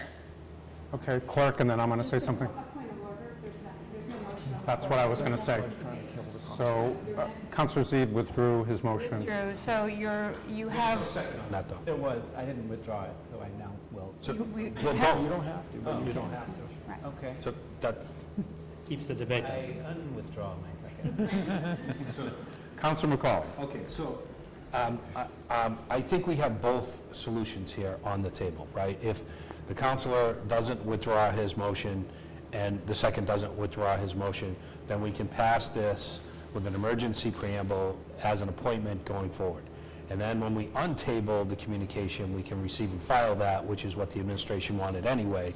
And at the same day, at the same time, we can handle both things at once. We're not, so we may, in the old days, we used to call it belt and suspenders. We're covering all of our actions to make sure that we're on the same page to get the deputy confirmed as the DPS acting director so they can continue on with the work going forward. So all of the debate was good and learning and instructive, but I do think we're very close to solving this problem with both. Can I just ask one point of information and just procedurally? So if the motion, which has been semi-withdrawn but has not been completely withdrawn, The if that's... motion's on the floor. If the Motion's second on the doesn't floor. withdraw, it's alive. All right, motion on the floor. If that's approved, We're done. we're done. The communication, which Filed. which could be received, we did receive and file already. And then, yeah, I would suggest to the administration, get the opinion, because this is going to come up. I don't recall what we've done on past temporary appointments, how they were handled, but there've been a number of them, and just try to reconcile those two sections that seem, if not in conflict, they don't exactly match up. All right, so motion is on the floor. Further discussion? Hearing none, roll call on the motion to approve. waive the rules, admit the late file, emergency declared, and approve. Counselor Donahue? Yes. Counselor Granis? Yes. Counselor Harmon? Yes. Counselor Khan? Yes. Counselor McCauley? Yes. Counselor Preston? Yes. Counselor Shan? Yes. Counselor Wright? Yes. Counselor Zede? Yes. Counselor Cameron? Yes. Motion to take communication 662 off the table and receive and file it. Second. Any further discussion? All those in favor, roll call. Counselor Donahue? Yes. Counselor Granis? Counselor Harmon? Yes. Counselor Khan? Yes. Counselor McCauley? Yes. Counselor Preston? Counselor Shan? Yes. Counselor Wright? Yes. Counselor Zede? Yes. Counselor Cameron? Yes. That, I believe, would lead us to communications. Communication 661, the email from Council President about the City Council appointees to the Curtis Fund Review Motion to Committee. receive and file. Second. Discussion? Roll call? Counselor Donahue? Yes. Counselor Granis? Counselor Harmon? Yes. Counselor Khan? Yes. Counselor McCauley? Yes. Counselor Preston? Yes. Counselor Shan? Yes. Counselor Wright? Yes. Counselor Zede? Yes. Counselor Cameron? Yes. That's communication 664, the email from Council President regarding the appointees to the Ad Hoc Committee on the Water Infrastructure Motion to receive Prioritization. and file. Discussion? Roll call? Counselor Donahue? Yes. Counselor Granis? Counselor Harmon? Yes. Counselor Khan? Yes. Counselor McCauley? Yes. Counselor Preston? Yes. Counselor Shan? Yes. Counselor Wright? Yes. Counselor Zede? Yes. Counselor Cameron? Yes. Next up, second reading, appointment 584, Motion to approve on second reading? Second. Charles Voudouris to Special Police Officer, Newburyport Police Department. Okay, any discussion? Hearing none, roll call? I'm sorry, who was the second on that? Okay, thank you.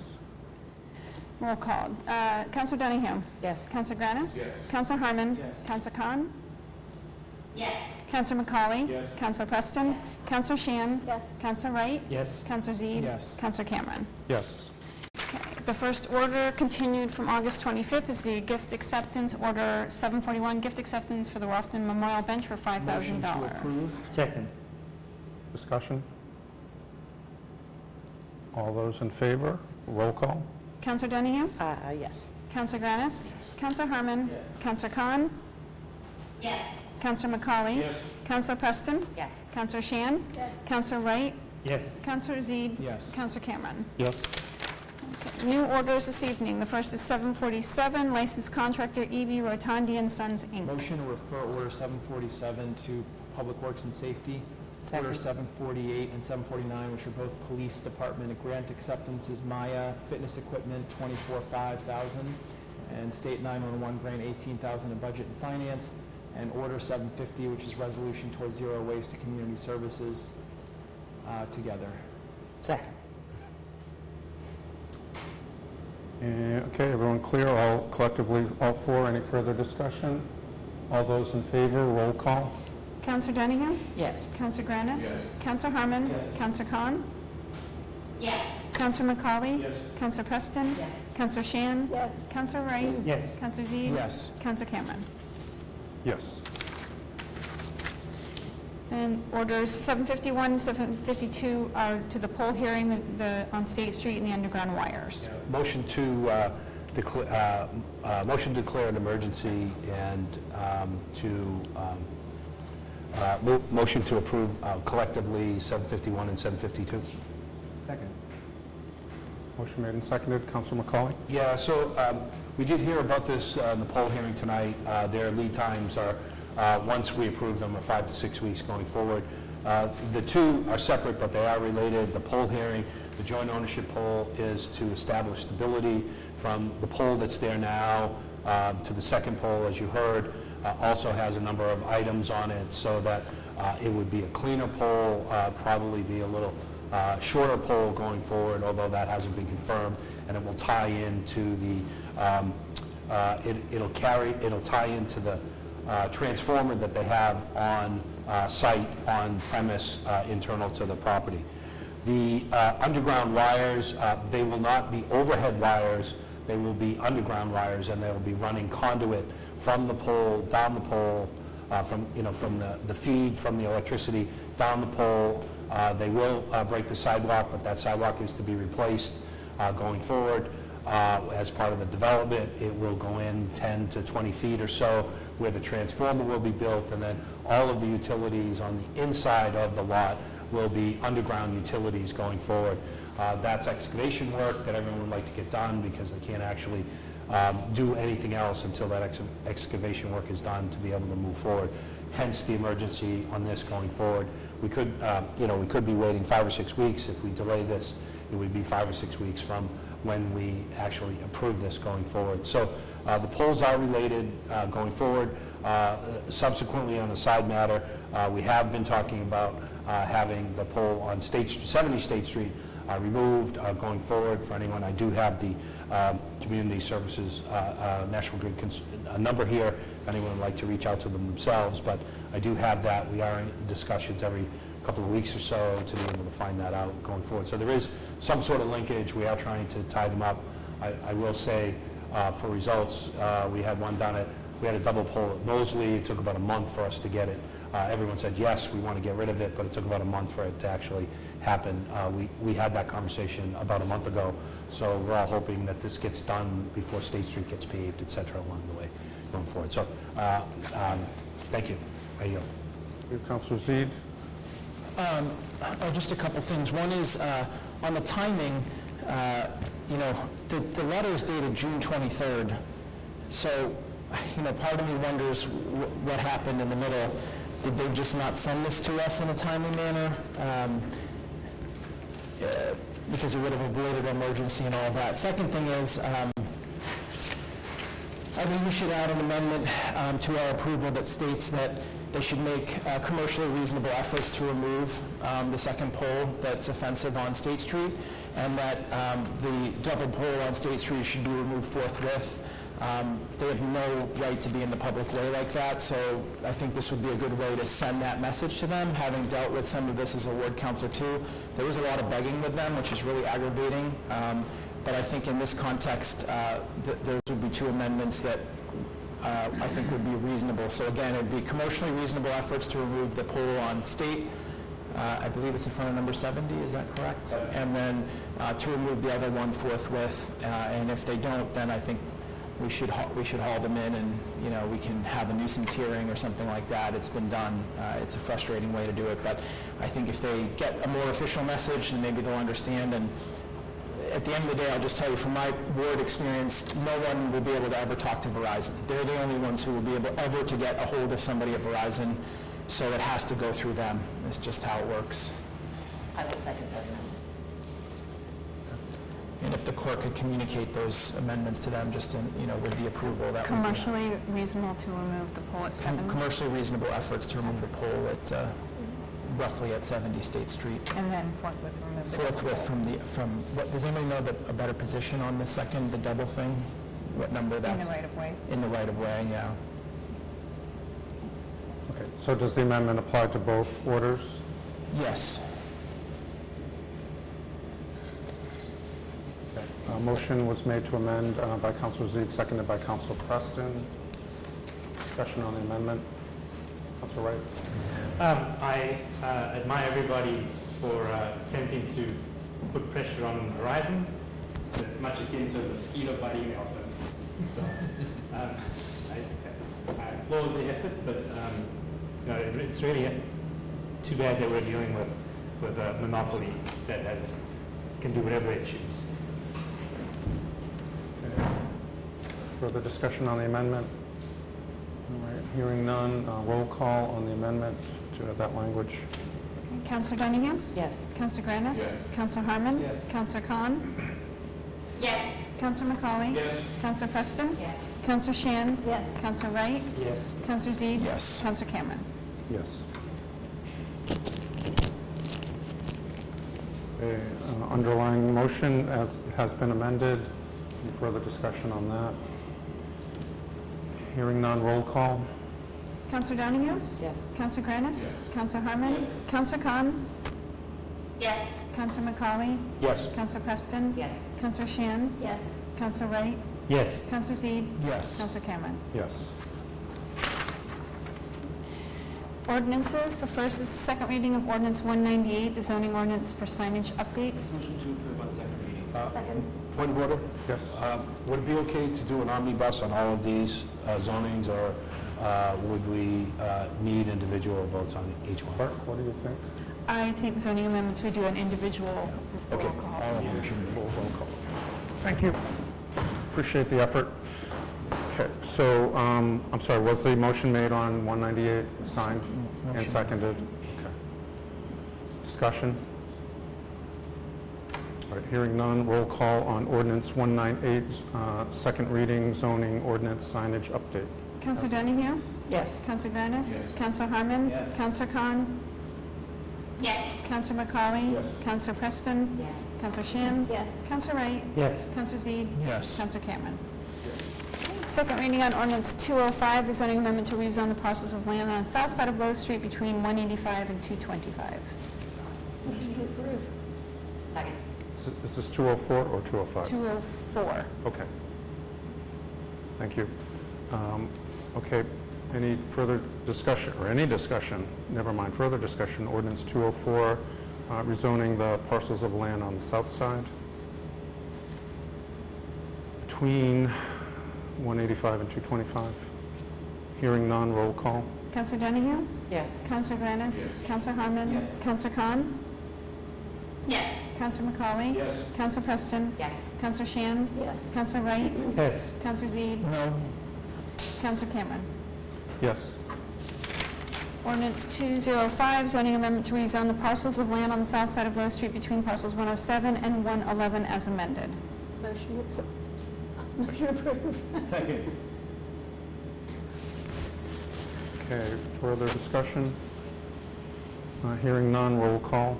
Councillor Dunningham? Yes. Councillor Granis? Yes. Councillor Harmon? Yes. Councillor Khan? Yes. Counselor McCauley? Yes. Counselor Preston? Yes. Counselor Shan? Yes. Counselor Wright? Yes. Counselor Zede? No. Counselor Cameron? Yes. Okay, and ordinance 190, second reading on amendment chapter 2, article 2, section 2-8, when meetings are held. Motion approved on second reading. Second. A motion made and seconded to approve. Any further discussion? Hearing none, roll call on ordinance 190. Counselor Donahue? No. Counselor Granis? Yes. Counselor Harmon? Yes. Counselor Khan? Yes.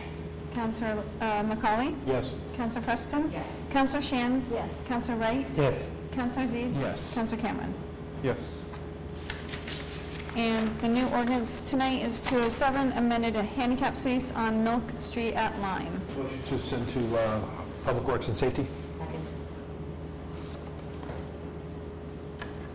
Any discussion? Should I introduce it? If you want to, go ahead. Yeah, I'll just quickly just introduce this as a constituent reached out to me with a need, permanent disability. They live in the corner house of Milk and Lime. Their driveway is on the Lime Street side, and their entrance to their home is on the Milk Street side. So the genesis for the ask is to have the HP spot on the Milk Street side of their home, where the individual with a disability that is permanent can be able to access their door as needed, but with the understanding that it is not owned by them. As I always explain to folks, anyone can park there with an HP placard or plate, but it does certainly go a long way to make one's life a little easier, so we'll discuss it further in committee. Okay. Any further discussion? Thank you, Councilor Donahue. A motion to refer to Public Works and Safety. All those in favor, roll call. Counselor Donahue? Yes. Counselor Granis? Yes. Counselor Harmon? Yes. Counselor Khan? Yes. Counselor McCauley? Yes. Counselor Preston? Yes. Counselor Shan? Yes. Counselor Wright? Yes. Counselor Zede? Yes. Counselor Cameron? Yes. Would lead us to Budget and Finance. Motion to approve transfer 243 Stabilization Trust Fund, Fund Capital 51880 to New Ford Explorer, same amount. This is another capital request, so it's coming from the Capital Stabilization Fund. The specific purchase is for a new command vehicle. It is a Ford Explorer that is currently assigned to the Deputy Director of DPS. It is replacing an existing vehicle, of course. That existing vehicle is a 2015, and in committee we had the acting director of DPS before us, and we actually had a lengthy conversation all over the place, and there were a couple considerations, and it resulted in an amendment down to $45,000 by the committee, which is the amount that you see, and I'll explain how we got there. So again, it's a replacement of a command vehicle. It gets used heavily by the deputy director, especially during street and sidewalk season. The first big conversation was about a hybrid vehicle versus an entirely ICE internal combustion gas engine. We kind of had some conversation about that. In seeking quotes for the vehicle, they did get two quotes. One was for an all-gas vehicle, one was for a hybrid. Both are off the state contract. The hybrid version would actually be a Ford Interceptor, which is the police car version of a Ford Explorer. So we had some conversation about that. In the end, the committee didn't feel like buying a one-off hybrid would necessarily make the most sense as we try and transition away from having all vehicles that are powered entirely by gas, and that maybe EVs or something would be in the future. We had a ranging conversation about fleet maintenance and are we equipped to handle hybrids and what do all of those things look like. And I think to try and summarize it as best I can on that issue specifically, the general feeling of the committee was really we need a full plan that shows how we can how we can have a fleet management plan that is sustainable and doable. And the chief of staff mentioned that there are some budding opportunities for training, for maintaining different types of vehicles from different organizations and maybe even from the state, and those could be taken into effect. And so I will say that was the primary reason that the committee saw fit to amend this down to $45,000, which is more what was anticipated for the gas vehicle, and so that is again what's before you now. Then other conversations I would say were a little bit different. We had a question about why the vehicle color, believe it or not, because it's gray instead of being consistent with all the other white vehicles in DPS, and we asked why. It seemed to be an issue of availability more than anything, what they can get their hands on, although I think the committee favored again, homogenization of the fleet, just for all the purposes of having everything be similar, the same. The other conversation was really, if you look at the CIP, which is where this originated from, we spent $8,000 trying to maintain the last 2015 vehicle just in the last 2 years. I think there was some maybe dismay, at least from myself, about having spent that amount of money, but we did probe around the condition of the current vehicle, and it's done.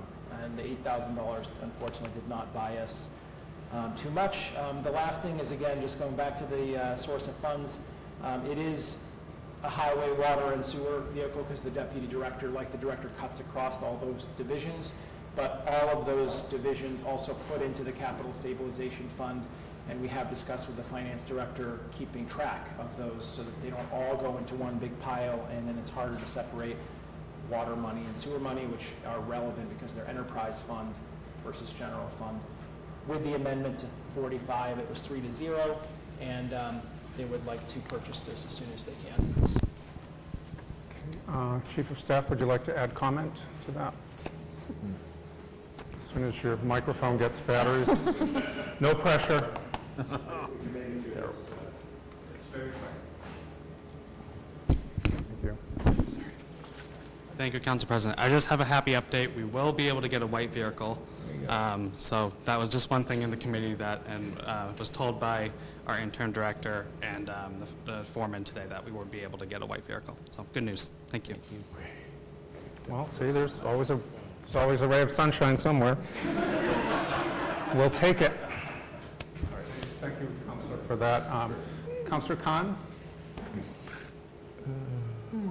Yeah, thank you, Council President. I just wanted to add, I think the chair did a great committee report and highlighted everything. And I just want to add a couple of thoughts, and highlight what I think the chair said in terms of the maintenance costs being so high. At $8,000 was spent and invested into a vehicle that we're now replacing. And sometimes it's hard, and we kind of talk a little bit in practicality, if you put this much in, how much time do we have since we put some money into its maintenance, and can we get a little bit more life out of it? Maybe why get the vehicle now? But I think the compelling case is being locked in prices, but sometimes just something to just keep in mind. I know that we are always trying to chase and find what's the best optimal pricing, but at times if we could get another 6 months or a year, there's a balance of philosophy and thought. So I think we had a really good discussion. I appreciate the temporary DPS director for being available and answering questions and giving us a little bit more thoughts on the vehicle and its usage. But just a flag to me is when maintenance starts being that high, maybe to pause and think, do we really want to spend that much on maintenance? And obviously, I'm sure there's a lot of thought process, but that was just something that resonated in the conversation. Thank you. Thank you, Councilor. Any further discussion? All right, hearing none, roll call on transfer 243. Councillor Donahue? Yes. Councillor Granis? Yes. Councillor Harmon? Yes. Councillor Khan? Yes. Councillor McCauley? Yes. Councillor Preston? Yes. Councillor Shan? Yes. Councillor Wright? Yes. Councillor Zede? Yes. Councillor Cameron? Yes. No more business tonight, Mr. President. Budget and Finance will pick up on Thursday with our regular scheduled meeting. We'll take up the appointment of the treasurer, as well as the 2 grant acceptances that were larger in amount on Thursday at 6:30. And we'll be heading into tax rate setting season. I do want to say I have not received any word that a supplemental budget is coming forward, so that's not something I'm planning on. But I want to state that on the record that the Budget and Finance meetings are scheduled, so if there's a desire for us to consider one, we would appreciate it as soon as possible. Thank you. Thank you. That would lead us to general government, which would be me. I'll make a motion to approve Order 743, amendment to clerk contract. Second. Thank you. So this was reported out of committee, 2-0 in favor, Councilor Granis and myself. And so this, I'll give an explanation, would love for the clerk to add in here as well, and then we can have some deliberation on this. So when the council negotiated the clerk's contract, there was a subsection that the city clerk shall be eligible for overtime during early voting and on election day at a rate equal to the hourly wage, up to the extent reimbursed by the state for mandated state and federal elections. We were particularly, we were looking, I guess, to be reimbursed by the state for those costs. And the clerk and clerk's office pointed out that after, and I may get a little bit of this wrong, but I'm just trying to speak in generalities, after the May special election, the auditor's division of local mandates, and that's where these reimbursements come through. For some reason, I thought it was the Secretary of State because they deal with elections, but it's the auditor's office. And again, we discussed this in general government last week. Katie Mahan, assistant clerk, was there. Kathleen Sullivan, the clerk, was not able to be there.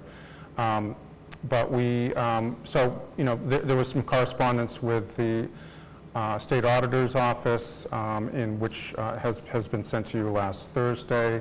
The committee did not have that in front of them at the time, but the auditor's office raised a couple of points. Some of the language in the contract was problematic. They weren't interested in reimbursing if it was the contract had the language of overtime for the clerk. Again, the clerk's a salaried employee, so it is a bit unusual in some circles that it could not be conditioned on us saying it was conditioned on. They would not reimburse if it was conditioned on reimbursement. So the suggestion being that taking out to the extent reimbursed. And they also noted that the language around early voting, which is a state mandate.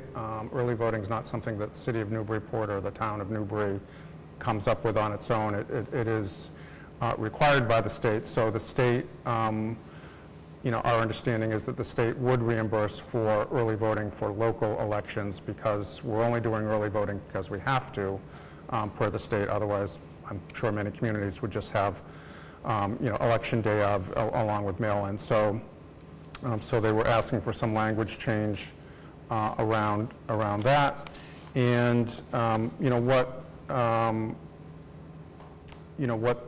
the clerk had suggested as change of language. Again, we did approve this 2-0 in committee. We added the special and deleted election day because. Let me get all my things here in order. Got a lot of things open here. So that election day, it is eligible for overtime during early voting. So election day in the order before us has been deleted. So it focuses on early voting, and again deletes the to the extent reimbursed by the state, because we were told in Amy Sorrow, the Director of Finance, who's not here tonight, she did confirm that it's her understanding that would be reimbursed by the state. So the state is saying, the auditor's office is saying it would be reimbursed. And again, we're adding municipal, local, and special to the language.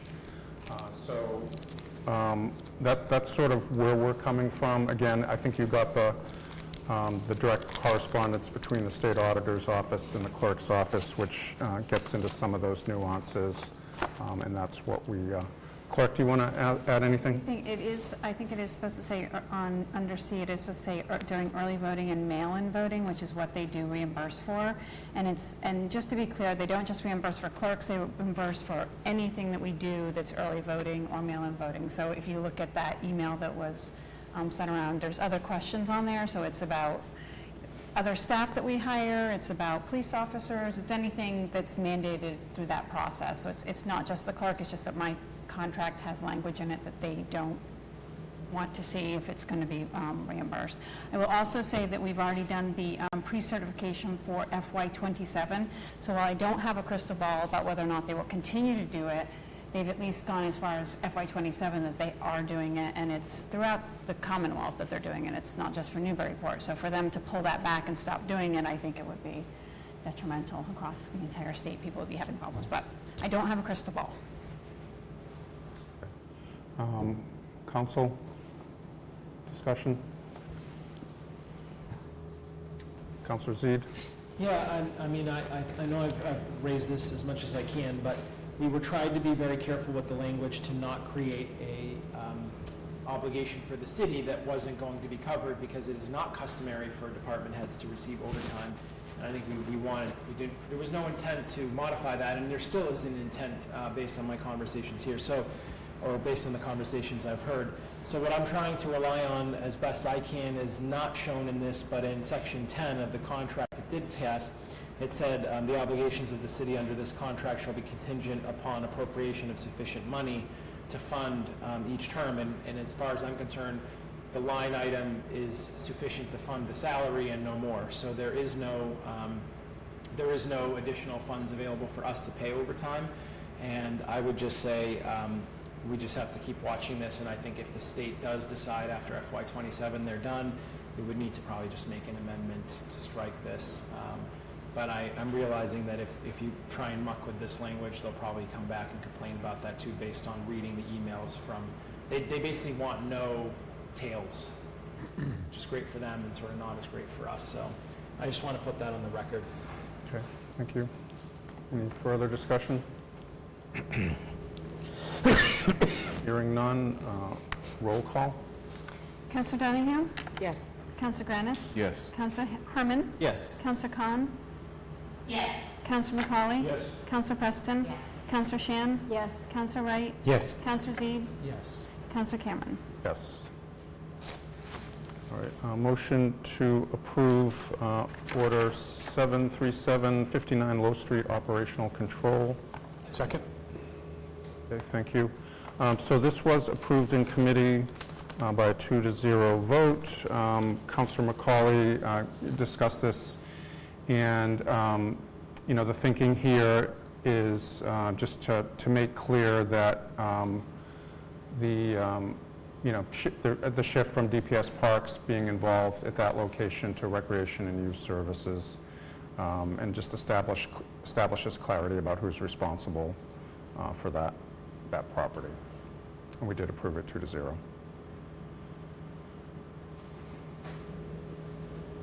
Discussion? Okay, hearing none, roll call. Councillor Donahue? Yes. Councillor Granis? Councillor Harmon? Councillor Khan? Yes. Councillor McCauley? Yes. Councillor Preston? Councillor Shan? Yes. Councillor Wright? Yes. Councillor Zede? Yes. Councillor Cameron? Yes. Motion to approve Order 742. Second. This is the resolution for engagement of special counsel. Bless you. All right, so we did approve this 2-0 in committee. Councilors Lane and Preston were there.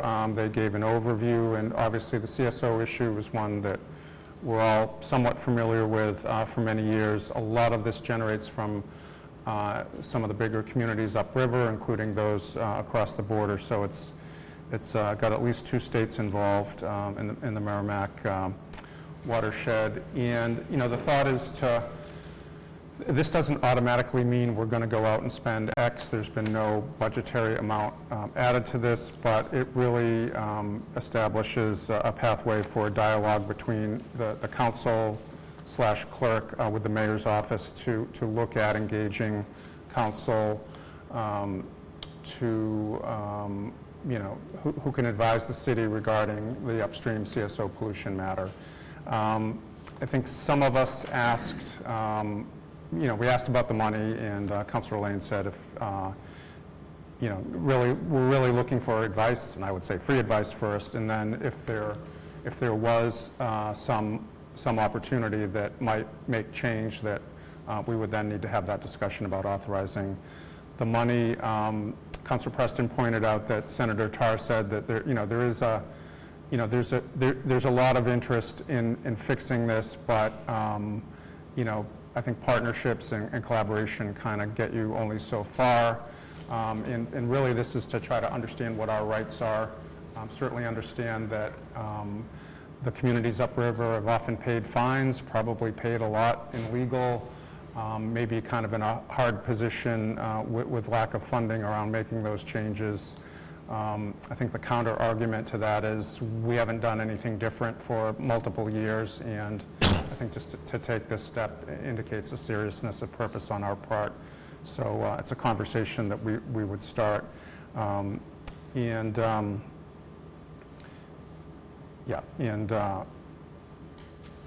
was sort of the discussion. 2-0 in committee. Councilor Harmon. Thank you. Just wanted to say I wasn't at this part of the committee meeting.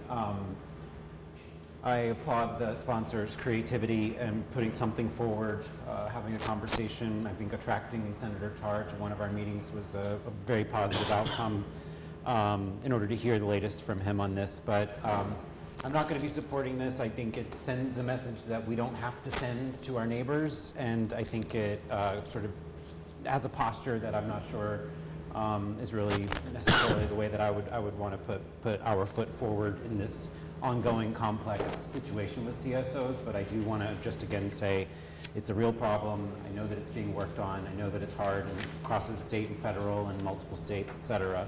But I'm not going to vote for this today, but again, I'm glad we started the conversation. Thank you. I'd like to also just add a friendly amendment that I only resaw from my notes a week ago. I'll also make a friendly amendment to add in the therefore be it resolved, and the clerk and I can work on the language, that the council also supports Senate Bill S671, which I believe is Councilor Tarr's, Senator Tarr's bill that really establishes a more formal mechanism to look at this. That was discussed, and I forgot to put that into the packet. So I'd make that as a friendly, so whoever seconded it, if they were... I'll second that. Okay, thank you. Is that where you were the original? I was there once. Councilor Preston. Yeah, thank you. So I just want to restate a few things that were mentioned in committee.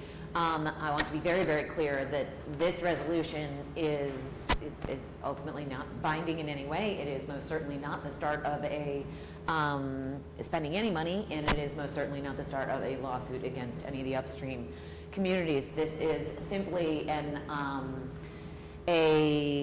something to raise awareness.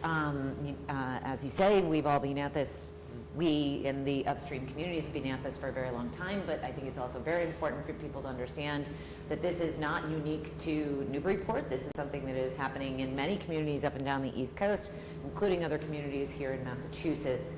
And, you know, they vary in sizes. I do think, you know, the Merrimack is probably one of the bigger places that we're seeing so many upstream communities contributing to CSOs, but again, we are certainly not the only other.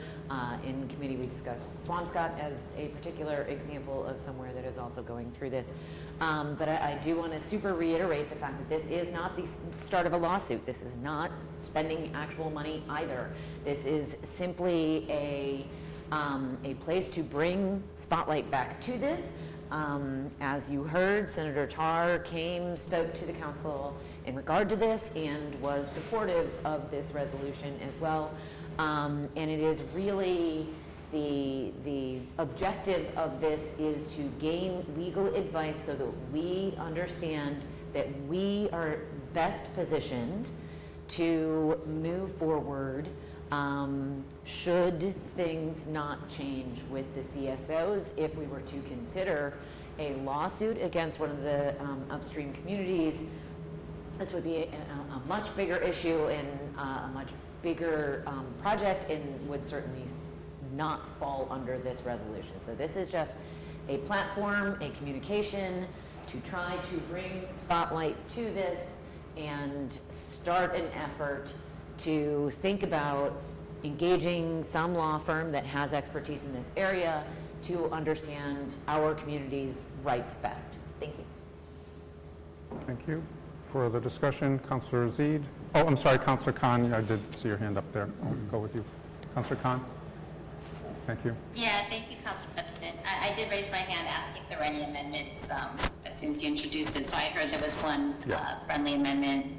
But I do want to, I could make that meeting last Monday, that there was a resolution the council did. I think when I came on the council, we put one together in support of the House and Senate bills that were in place related to the CSOs in the rivers and notification. If folks remember, there was the notification bills that Senator former Senator DiZoglio had worked on. And so I feel like I appreciate the spirit. I know this is a real ongoing crisis for the communities, the affected communities. My one, what I feel like is, and again, I couldn't be there at the meeting, but I can't support the way it's written or expressed right now, and I don't know if it's worth, but I don't want to at all dismiss what the objectives are, but here's what I'm thinking ultimately that we want to keep monitoring and have on the radar is that there are real ramifications, and right now that there are certifiable amounts that are allowed by these communities, so there's no violation of any currently allowed methodologies or approaches that have been approved. So there's a lot of changes that have to be happening that haven't yet happened related to this topic. The one thing where I think there is importance, and it's not just Newburyport, we also have Amesbury and Salisbury. If we look at our sister communities too, just right across the river, there's ways to leverage the collective power of our mayors and our mayor voices or our elected bodies such as us. So what I was hoping, and maybe if there's an appetite to amend that final whereas, to me it's not, I don't like the term engaging special counsel because that implies financial spend that I don't know if we all want to commit to, but I don't think it's hard at all to change it to give direction to the mayor to whether it's a task force or to work with the leadership in the other communities, because this is going to have to be a partnership. And I know the Merrimack Valley, the water, there was a group formed, I'm forgetting their name, but they are an active group that was meeting significantly and probably less so now. But I feel like there's more ways what's already existing, bodies that have been formed, and I haven't been following, but it's Merrimack Valley something, and I believe John McComb or somebody was head of that working with them and re-engaging or reigniting that group that is meeting. So I think there's other really good actions that can be made, but the way this is and its final kind of punch with the therefore let it be resolved doesn't work for me, because it doesn't get to the place where I think we really want to keep on the radar. Thanks. Thank you, Councillor Khan. Councillor Zeeb? Thank you. Yeah, I will support this resolution. It's definitely a Ward 1 centric issue with the island. I think we've had a lucky couple of summers where there's one of the maybe few benefits of it being so dry, is there have been fewer CSOs, but that's more a function of the weather than anything else. But it is a significant imposition on residents when, the safety of the beach is questionable. And I do get emails about this. And this, in part, was precipitated by a Plum Island resident who was interested in, what's next. And unfortunately, I know there's the group that the at-large council was mentioned. There's also the Merrimack River Beach Alliance. So there are consortiums of groups, but I think maybe is it time to think about something else, and at what point? And I think, to me, what the goal of this should be to just be information gathering. What kind of council would you need? What might it cost to do something like that? What sort of timeline do you think might happen? What do you think the probability or chances of success are? Because we're not in a position where we can do an intermunicipal agreement, or we can't get all the stakeholders to the table and say, let's make a deal, because we have nothing to offer. We're just trying to cure ills that are happening to us at somebody else's hand. And I agree that investment has been made, and there are some things, but frankly, most of them have been court-directed. They have been the result of consent decrees and so forth. So to say that they were done voluntarily probably is not accurate. It's really more a function of legal actions that were taken maybe by the EPA or NEPA at the state level. So I think it's a step in the right direction. I also want to note we probably need to waive Rule 12D because we're missing one of the sponsors. A motion to waive Rule 12D? Second. Made in... Second. Okay. Did I make it? I said, is there a motion to waive? Oh, so moved. Sorry, I thought you were making the motion. All right. So moved. All right, all those in favor of the motion, roll call. Councillor Donahue? Present. Councillor Granis? Yes. Councillor Harmon? Yes. Councillor Khan? No. Councillor McCauley? Yes. Counselor Preston? Yes. Counselor Shan? No. Counselor Wright? Yes. Counselor Zede? Yes. Counselor Cameron? Yes. Okay, so the main motion is on the floor. Any further discussion? Counselor Shand and then Counselor Preston.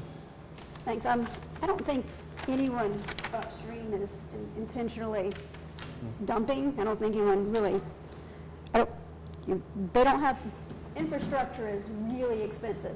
And, they need more help than what they can probably manage with their local dollars, and they need state and federal. And we know that our state and federal delegation is trying to work on all 5 communities upstream, including those in the next state, on getting them funding to do these infrastructure projects. It just takes time. And I agree with my fellow at-large counselor. I just don't think the way this reads is putting Newburyport is putting our best foot forward. It does come across as we want to sue, and it just seems like that's the wrong way. I think we should be working with our state and federal delegation on, and the people who are already working on this, the Merrimack River Watershed Council. I mean, have we spoken to these folks? Where do things stand? I don't necessarily think I want to go off and ask the staff to go find a better counsel to give us advice, free advice at that point. So I won't be supporting this either. All right, thank you. Counselor Preston? Yeah, thank you. Let me reiterate, maybe the 5th time now. This resolution in no way is suggesting that we are suing any upstream council or community. Nothing, we are not empowered to do so. This is simply to engage legal advice so that the city of Newburyport understands its rights entirely, so that we are in the best position possible as it pertains to the CSOs that come from upstream. And to the comments earlier, so there are actually 2 different consortiums, I guess I will call them. MRBA, which was previously stated, which is the Merrimack River Beach Alliance. Is that what it is? Beach Alliance? As well as the Merrimack River Watershed Council, which meet on a very regular basis. The MRPA is actually led by Senator Tarr and his team. It meets on a monthly basis. I have been present at that meeting. I have seen the mayor at all of the meetings that I have been at. So the mayor is engaged currently in some of these alliances. I don't know how much, if anyone, from the city is actively participating in the Watershed Council. But so, yes, there are these bodies that already exist, and yes, the city administration is attending those meetings, as well as some councilors on a regular basis. So we don't really need a resolution asking for that to happen. And, this is really just to look at engaging, creating a communication for the administration to engage legal counsel to better understand our rights as a municipality. And I think that's a very good thing for the people of Newburyport. I want to be very clear that I am in no way condoning suing any upstream community at this time. Thank you. Thank you. Councilor Khan, did you have your hand up? Or do you want to speak? Well, I guess I do want to respond a little bit. Yeah, those activities might be happening, but the public is not aware, or whatever the communication might be to the public is not out there. So I do feel like there is a level of, yes, there are bodies that maybe are engaged, but there was a time when there was a newsletter that everyone would get, and again, I think there was a lot of traction around when there were bills specifically designated around trying to get an action at that time, which was the notification, which wasn't even available when, as many of us remember, back in 2017, 2018. So I think it's the tenor and the note and the way the engaging the special counsel. I had some residents stop me on this and saying, well, why can't you guys just ask now? Why can't the mayor ask right now what they can do? So to me, the resolution, and like I said, it's the perception, there's so many more outcomes that could be dictated here that are not. It's just one little thing that to residents too is like, why can't they just ask that? And why is that not being done and maybe presented and given to the community? So that's all. So I think I don't need to add more, but just want to give my basis of why I'm going to say no. Okay, Councillor Preston, and then maybe we'll be looking to take Just this to a really vote. briefly, I would love to hear from the administration about why they are not engaging legal counsel around this. Okay, Chief of Staff? Thank you, Councillor. Again, I think the sentiment of the resolution is great on trying to control CSOs. We do actively test during the summer our swimming beaches along Plum Island for bacteria to keep them open. Regarding legal opinion on what we can do, I think as Senator Tarr said at the last council meeting regarding this resolution, we know that the cities and towns downstream have a lot of challenges on their hands regarding infrastructure, and there have been other legal conversations, mostly at a federal level. Regarding our approach of going after those municipalities, we try to take a more collaborative approach, whether that means helping them with support letters when they're trying to seek grants to help improve their sewer systems. That's what we've been trying to do, to try to help them improve their own infrastructure instead of looking at punitive ways to go after them. So that's been our approach, and we just think that's more effective because these are larger problems beyond just those municipalities and us. So as far as legal opinions, I mean, we can ask our city solicitor. However, we just feel like that approach has, we might not get the end result, which is less CSOs in the river. I hope that answers your question. Okay, Councilor Preston? Yeah, thank you. Again, we're talking about the resolution, so let's keep it moving. I'll say it for the 6th, maybe 7th time, I'm not condoning suing the upstream communities. That's not what I'm asking for here. Yes, we do tests, and I'm not looking for us to sue those communities. I am looking for us as a municipality to better understand our legal rights and make sure that we are doing everything possible, not asking to sue the upstream communities. I am simply asking that the administration engage in a legal counsel that has particular expertise. It is my understanding that MHTL does not have particular expertise around this. So, just want to say, I'm looking for the administration to engage legal counsel that has expertise, not to sue the upstream communities. Thank you. Okay, I think we've heard it all. Roll call on Order 742, resolution for engagement. Councillor Donahue? No. Councillor Granis? Yes. Councillor Harmon? No. Councillor Khan? No. Councillor McCauley? Yes. Councillor Preston? Yes. Councillor Shan? No. Councillor Wright? Yes. Councillor Zede? Yes. Councillor Cameron? Yes. Receiving 6, getting 6, it passes. And that will be it for general government. Licenses and permits. Thank you, Council President. I'd like to make a motion to approve application 275. Second.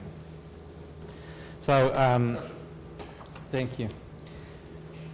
So I think this might be a little bit of a wrinkle to our new process, whereby in communication with the applicant, this is an ongoing request. But because it was filed on the new software, it came across as a new request. However, having those discussions in committee, we still recommended approval, just to be sure, 2-0, to approve this. All the paperwork and everything that was a part of the application is in order. All right, thank you. Any discussion on application 275, Block Party, Olive Street? Hearing none, roll call. Councillor Donahue? Yes. Councillor Granis? Yes. Councillor Harmon? Yes. Councillor Khan?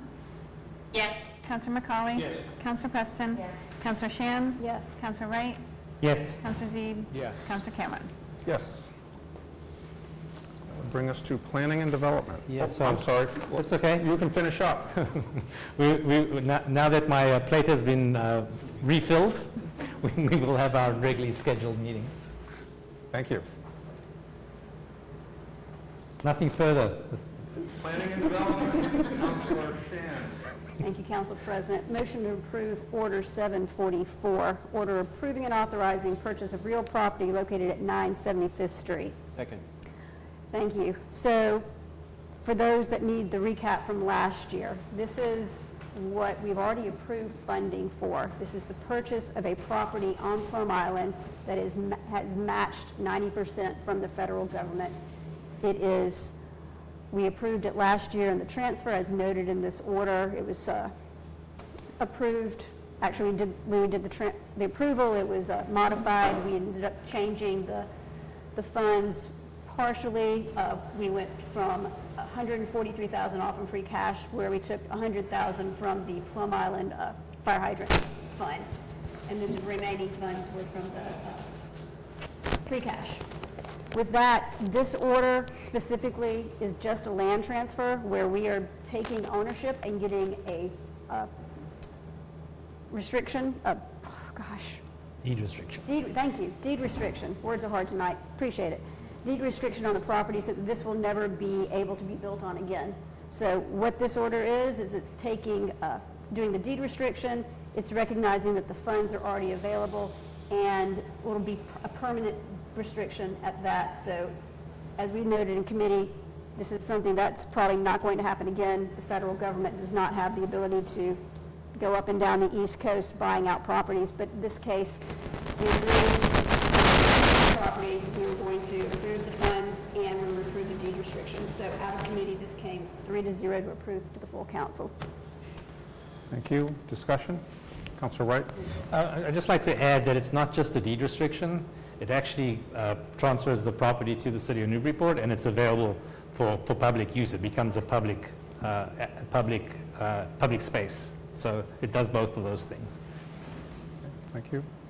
Councilor McCauley? Yeah, I just have a question, and it's really, I'm just confirming what I'm reading here, that our matching funds and the transfer, et cetera, is not only the purchase, the permitting, the demolition, and the site restoration work, so that everything's included on that. There's no other, oh, by the ways that we're going to see here. So. Yep, that's all included. Thank you. Councilor Zeeb? Yeah, I just feel obliged to speak since it's my ward. I would just say I look at this as finishing something that was started many years ago. We made, as I said in committee, we have to remember that when this really started, which is about 5 years ago, we were at one of the lowest points on Plum Island in recent memory. You know, the water was lapping up on Reservation Terrace, the whole thing. So this property in particular, and remember there were 2 other ones that at one point were contemplated to be part of this, and at some point decided not to participate. So I do think we have an obligation to finish here what we started, and again, the funds have already been approved. So, but my broader statement is just that in the conversation about resiliency and the concept of buybacks has been come up. It's not the first time we've heard of it, and it may not be the last either. But I will say, in this experiment, and which only was made possible by the federal government giving 90 cents out of every dollar. Otherwise, I think it would have been an impossibility. I think we sort of had a trial run, and I would argue probably uncover that it's probably not a super viable first of all, at volume, it's very unsustainable. Even if the federal government magically came and said, we'll offer you 90% on every property on the island, that would add up to millions and millions of dollars if you think about it. And second is, there are a lot of very fair public policy questions about the use of public funds and the purchase and so forth. But I think on balance here, the due diligence has been done. The property is going to become public, so it's accessible to all. It will never be built on again. And again, we're at the end. This is to sign that we're done. We're signing the paperwork to effectuate all the debate we've already had. So I hope you will support it, and we can close this chapter. Thank you. Any further discussion? All right, hearing none, we'll roll call on order 744. Councilor Gallagher? Yes. Councilor Granis? Yes. Councilor Harmon? Yes. Councilor Khan? Yes. Councilor McCauley? Yes. Councilor Preston? Yes. Councilor Shan? Yes. Councilor Wright? Yes. Councilor Z? Yes. Councilor Cameron? Yes. Nothing further to committee. Thank you, Councilor Shand. That would lead us to Public Works and Safety. Councilor McCauley. Thank you, Council President. I'd like to make a motion to approve for appointment 578. Second. This is an appointment for Rosemary Deasy to the Board of Health. She came before us. She talked about her background. One of the things she thought was unique is that she brings a different perspective. There's mostly doctors that have been on it, and our new health director is an epidemiologist by trade. And so she brings the experience as being a health agent in cities and states. She's been advisory, as you can see here, on Title V.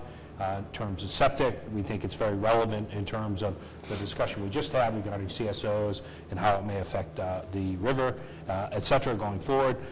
She's been on the board of the Council of Aging, the board of mosquitoes, and so she had given us an idea that she'd like to help present the Board of Health's findings in a way that were more easily understood by the public going forward. We voted 2-0 to approve her recommendation. Thank you. Further discussion? Okay, hearing none, roll call on appointments 578 Rosemary Deasy to Board of Health. Councillor Donahue? Yes. Councillor Granis? Yes. Councillor Harmon? Yes. Councillor Khan? Yes. Councillor McCauley? Yes. Councillor Preston? Yes. Councillor Shan? Yes. Councillor Wright? Yes. Councillor Zede? Yes. Councillor Cameron? Yes. I'd like to make a motion collectively to receive and file communication 648, 660, and ordinance 206. Second. Ordinance 206, I'll start with that first. It is amending municipal fee schedule. We had actually made an amendment on the floor to include that while we were updating it in June. Going forward, this was just some leftover paperwork that needed to happen, so there's nothing here that we haven't already approved to include in our municipal fee schedule for the upcoming year. Communication 648 was a letter to request a lower speed limit on Low Street. It came from our friend Jim McCarthy on that. He said the two main things there were safety and noise. He had stated some statistics that talked about things like an uptick in fatalities above 30 miles an hour.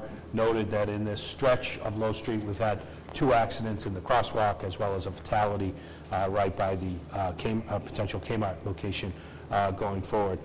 He feels that as this, his suggestion is that as this migrates from a cut-through connector road into a rural area where we're densifying around the street, that the speed limit should be consistent with the city, around 25 miles an hour, which would mean speeds would probably be around 30 miles an hour or so. We just received and filed that because it was just, he was sharing his opinion going forward. And the last one was Communication 660, which was an email regarding the utility pole on State. We had a resident who hit the pole and was looking for a reimbursement first from the city. We directed her through discussions to National Grid, and her agent and National Grid were discussing what was going on. We did contact National Grid and the community agent, which we referred to and alluded to previously when we were talking about the pole hearing. He was very helpful. He let us know that this pole should not have been in the right-of-way, should have been, it was temporary. They needed to move some wires, et cetera, along the way, service levels, as they call them. And so they were behind. Verizon was the last one, surprise, surprise. And when they move their services, they will take the pole out and remove it going forward. They have pushed. We had our meeting on the 11th, so we're already in discussions to try to move them along going forward. With that, there's nothing really. We did advise the resident on all of these things going forward to maybe help her case with the National Grid insurance agent, but with all of those things, it really is receive and file.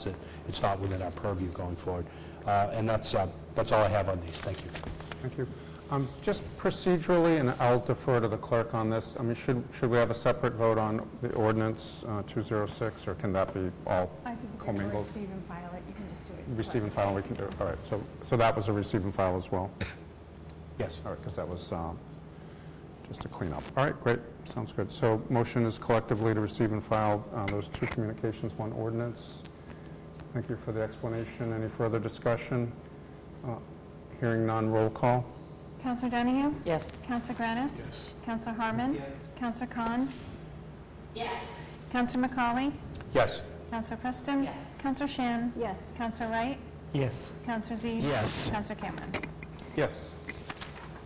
Nothing further. We do plan to have a meeting on September 8th, time to be determined. Yeah. Thank you. Good of the order. I've got two things. Counselor Preston? Yeah, I just wanted to say happy birthday to Councilors McCauley and Zede. I believe it's this coming Sunday, and then Councilor Khan on September 4th. Well, you took one of my good of the orders. It was those three birthdays. However, so happy birthday, Councilors McCauley and Zede. Same day, very interesting. And Councilor Khan, the thing I will add, all three are Virgos, which I'm told explains a few things. I've not really looked that up, but I did look up the Virgo horoscope for today in the Globe, and there's the last sentence, the earlier stuff you can read on your own, but the last section says tonight, and then it tells you what to expect. I'm an Aries, mine tonight is socialize. But for the Virgos tonight, sweet solitude. So I hope we've been able to bring some sweet solitude to your three lives. Councilor Khan, thank you for being here remotely. And yes, my other good of the order was because of Labor Day, Public Works and Safety and Community Services aren't meeting on September 1st, which is Labor Day. They had set Monday, the 8th, and that's a GG, so Councilors Khan and Granis, I'll be touching base with you. We might need to modify the times a little bit, but we'll find something that works for all three committees. And two of you are on two of the committees, Councilor Donahue and Councilor Granis, and probably some other permutations. So go to the order, Councilor Wright. It's a little bit of a solemn thing. I'd just like to acknowledge the tragedy that occurred this weekend. Yes. And our thoughts and prayers are with both the person that survived and the person that didn't. I should have recognized that in the beginning. Thank you for remembering that. Councilor Shand? No. Okay. Second. Okay, roll call. Counselor Donahue? Yes. Counselor Granis? Counselor Harmon? Yes. Counselor Khan? Yes. Counselor McCauley? Yes. Counselor Preston? Yes. Counselor Shan? Yes. Counselor Wright? Yes. Counselor Zede? Yes. Counselor Cameron? Thank you. Good night.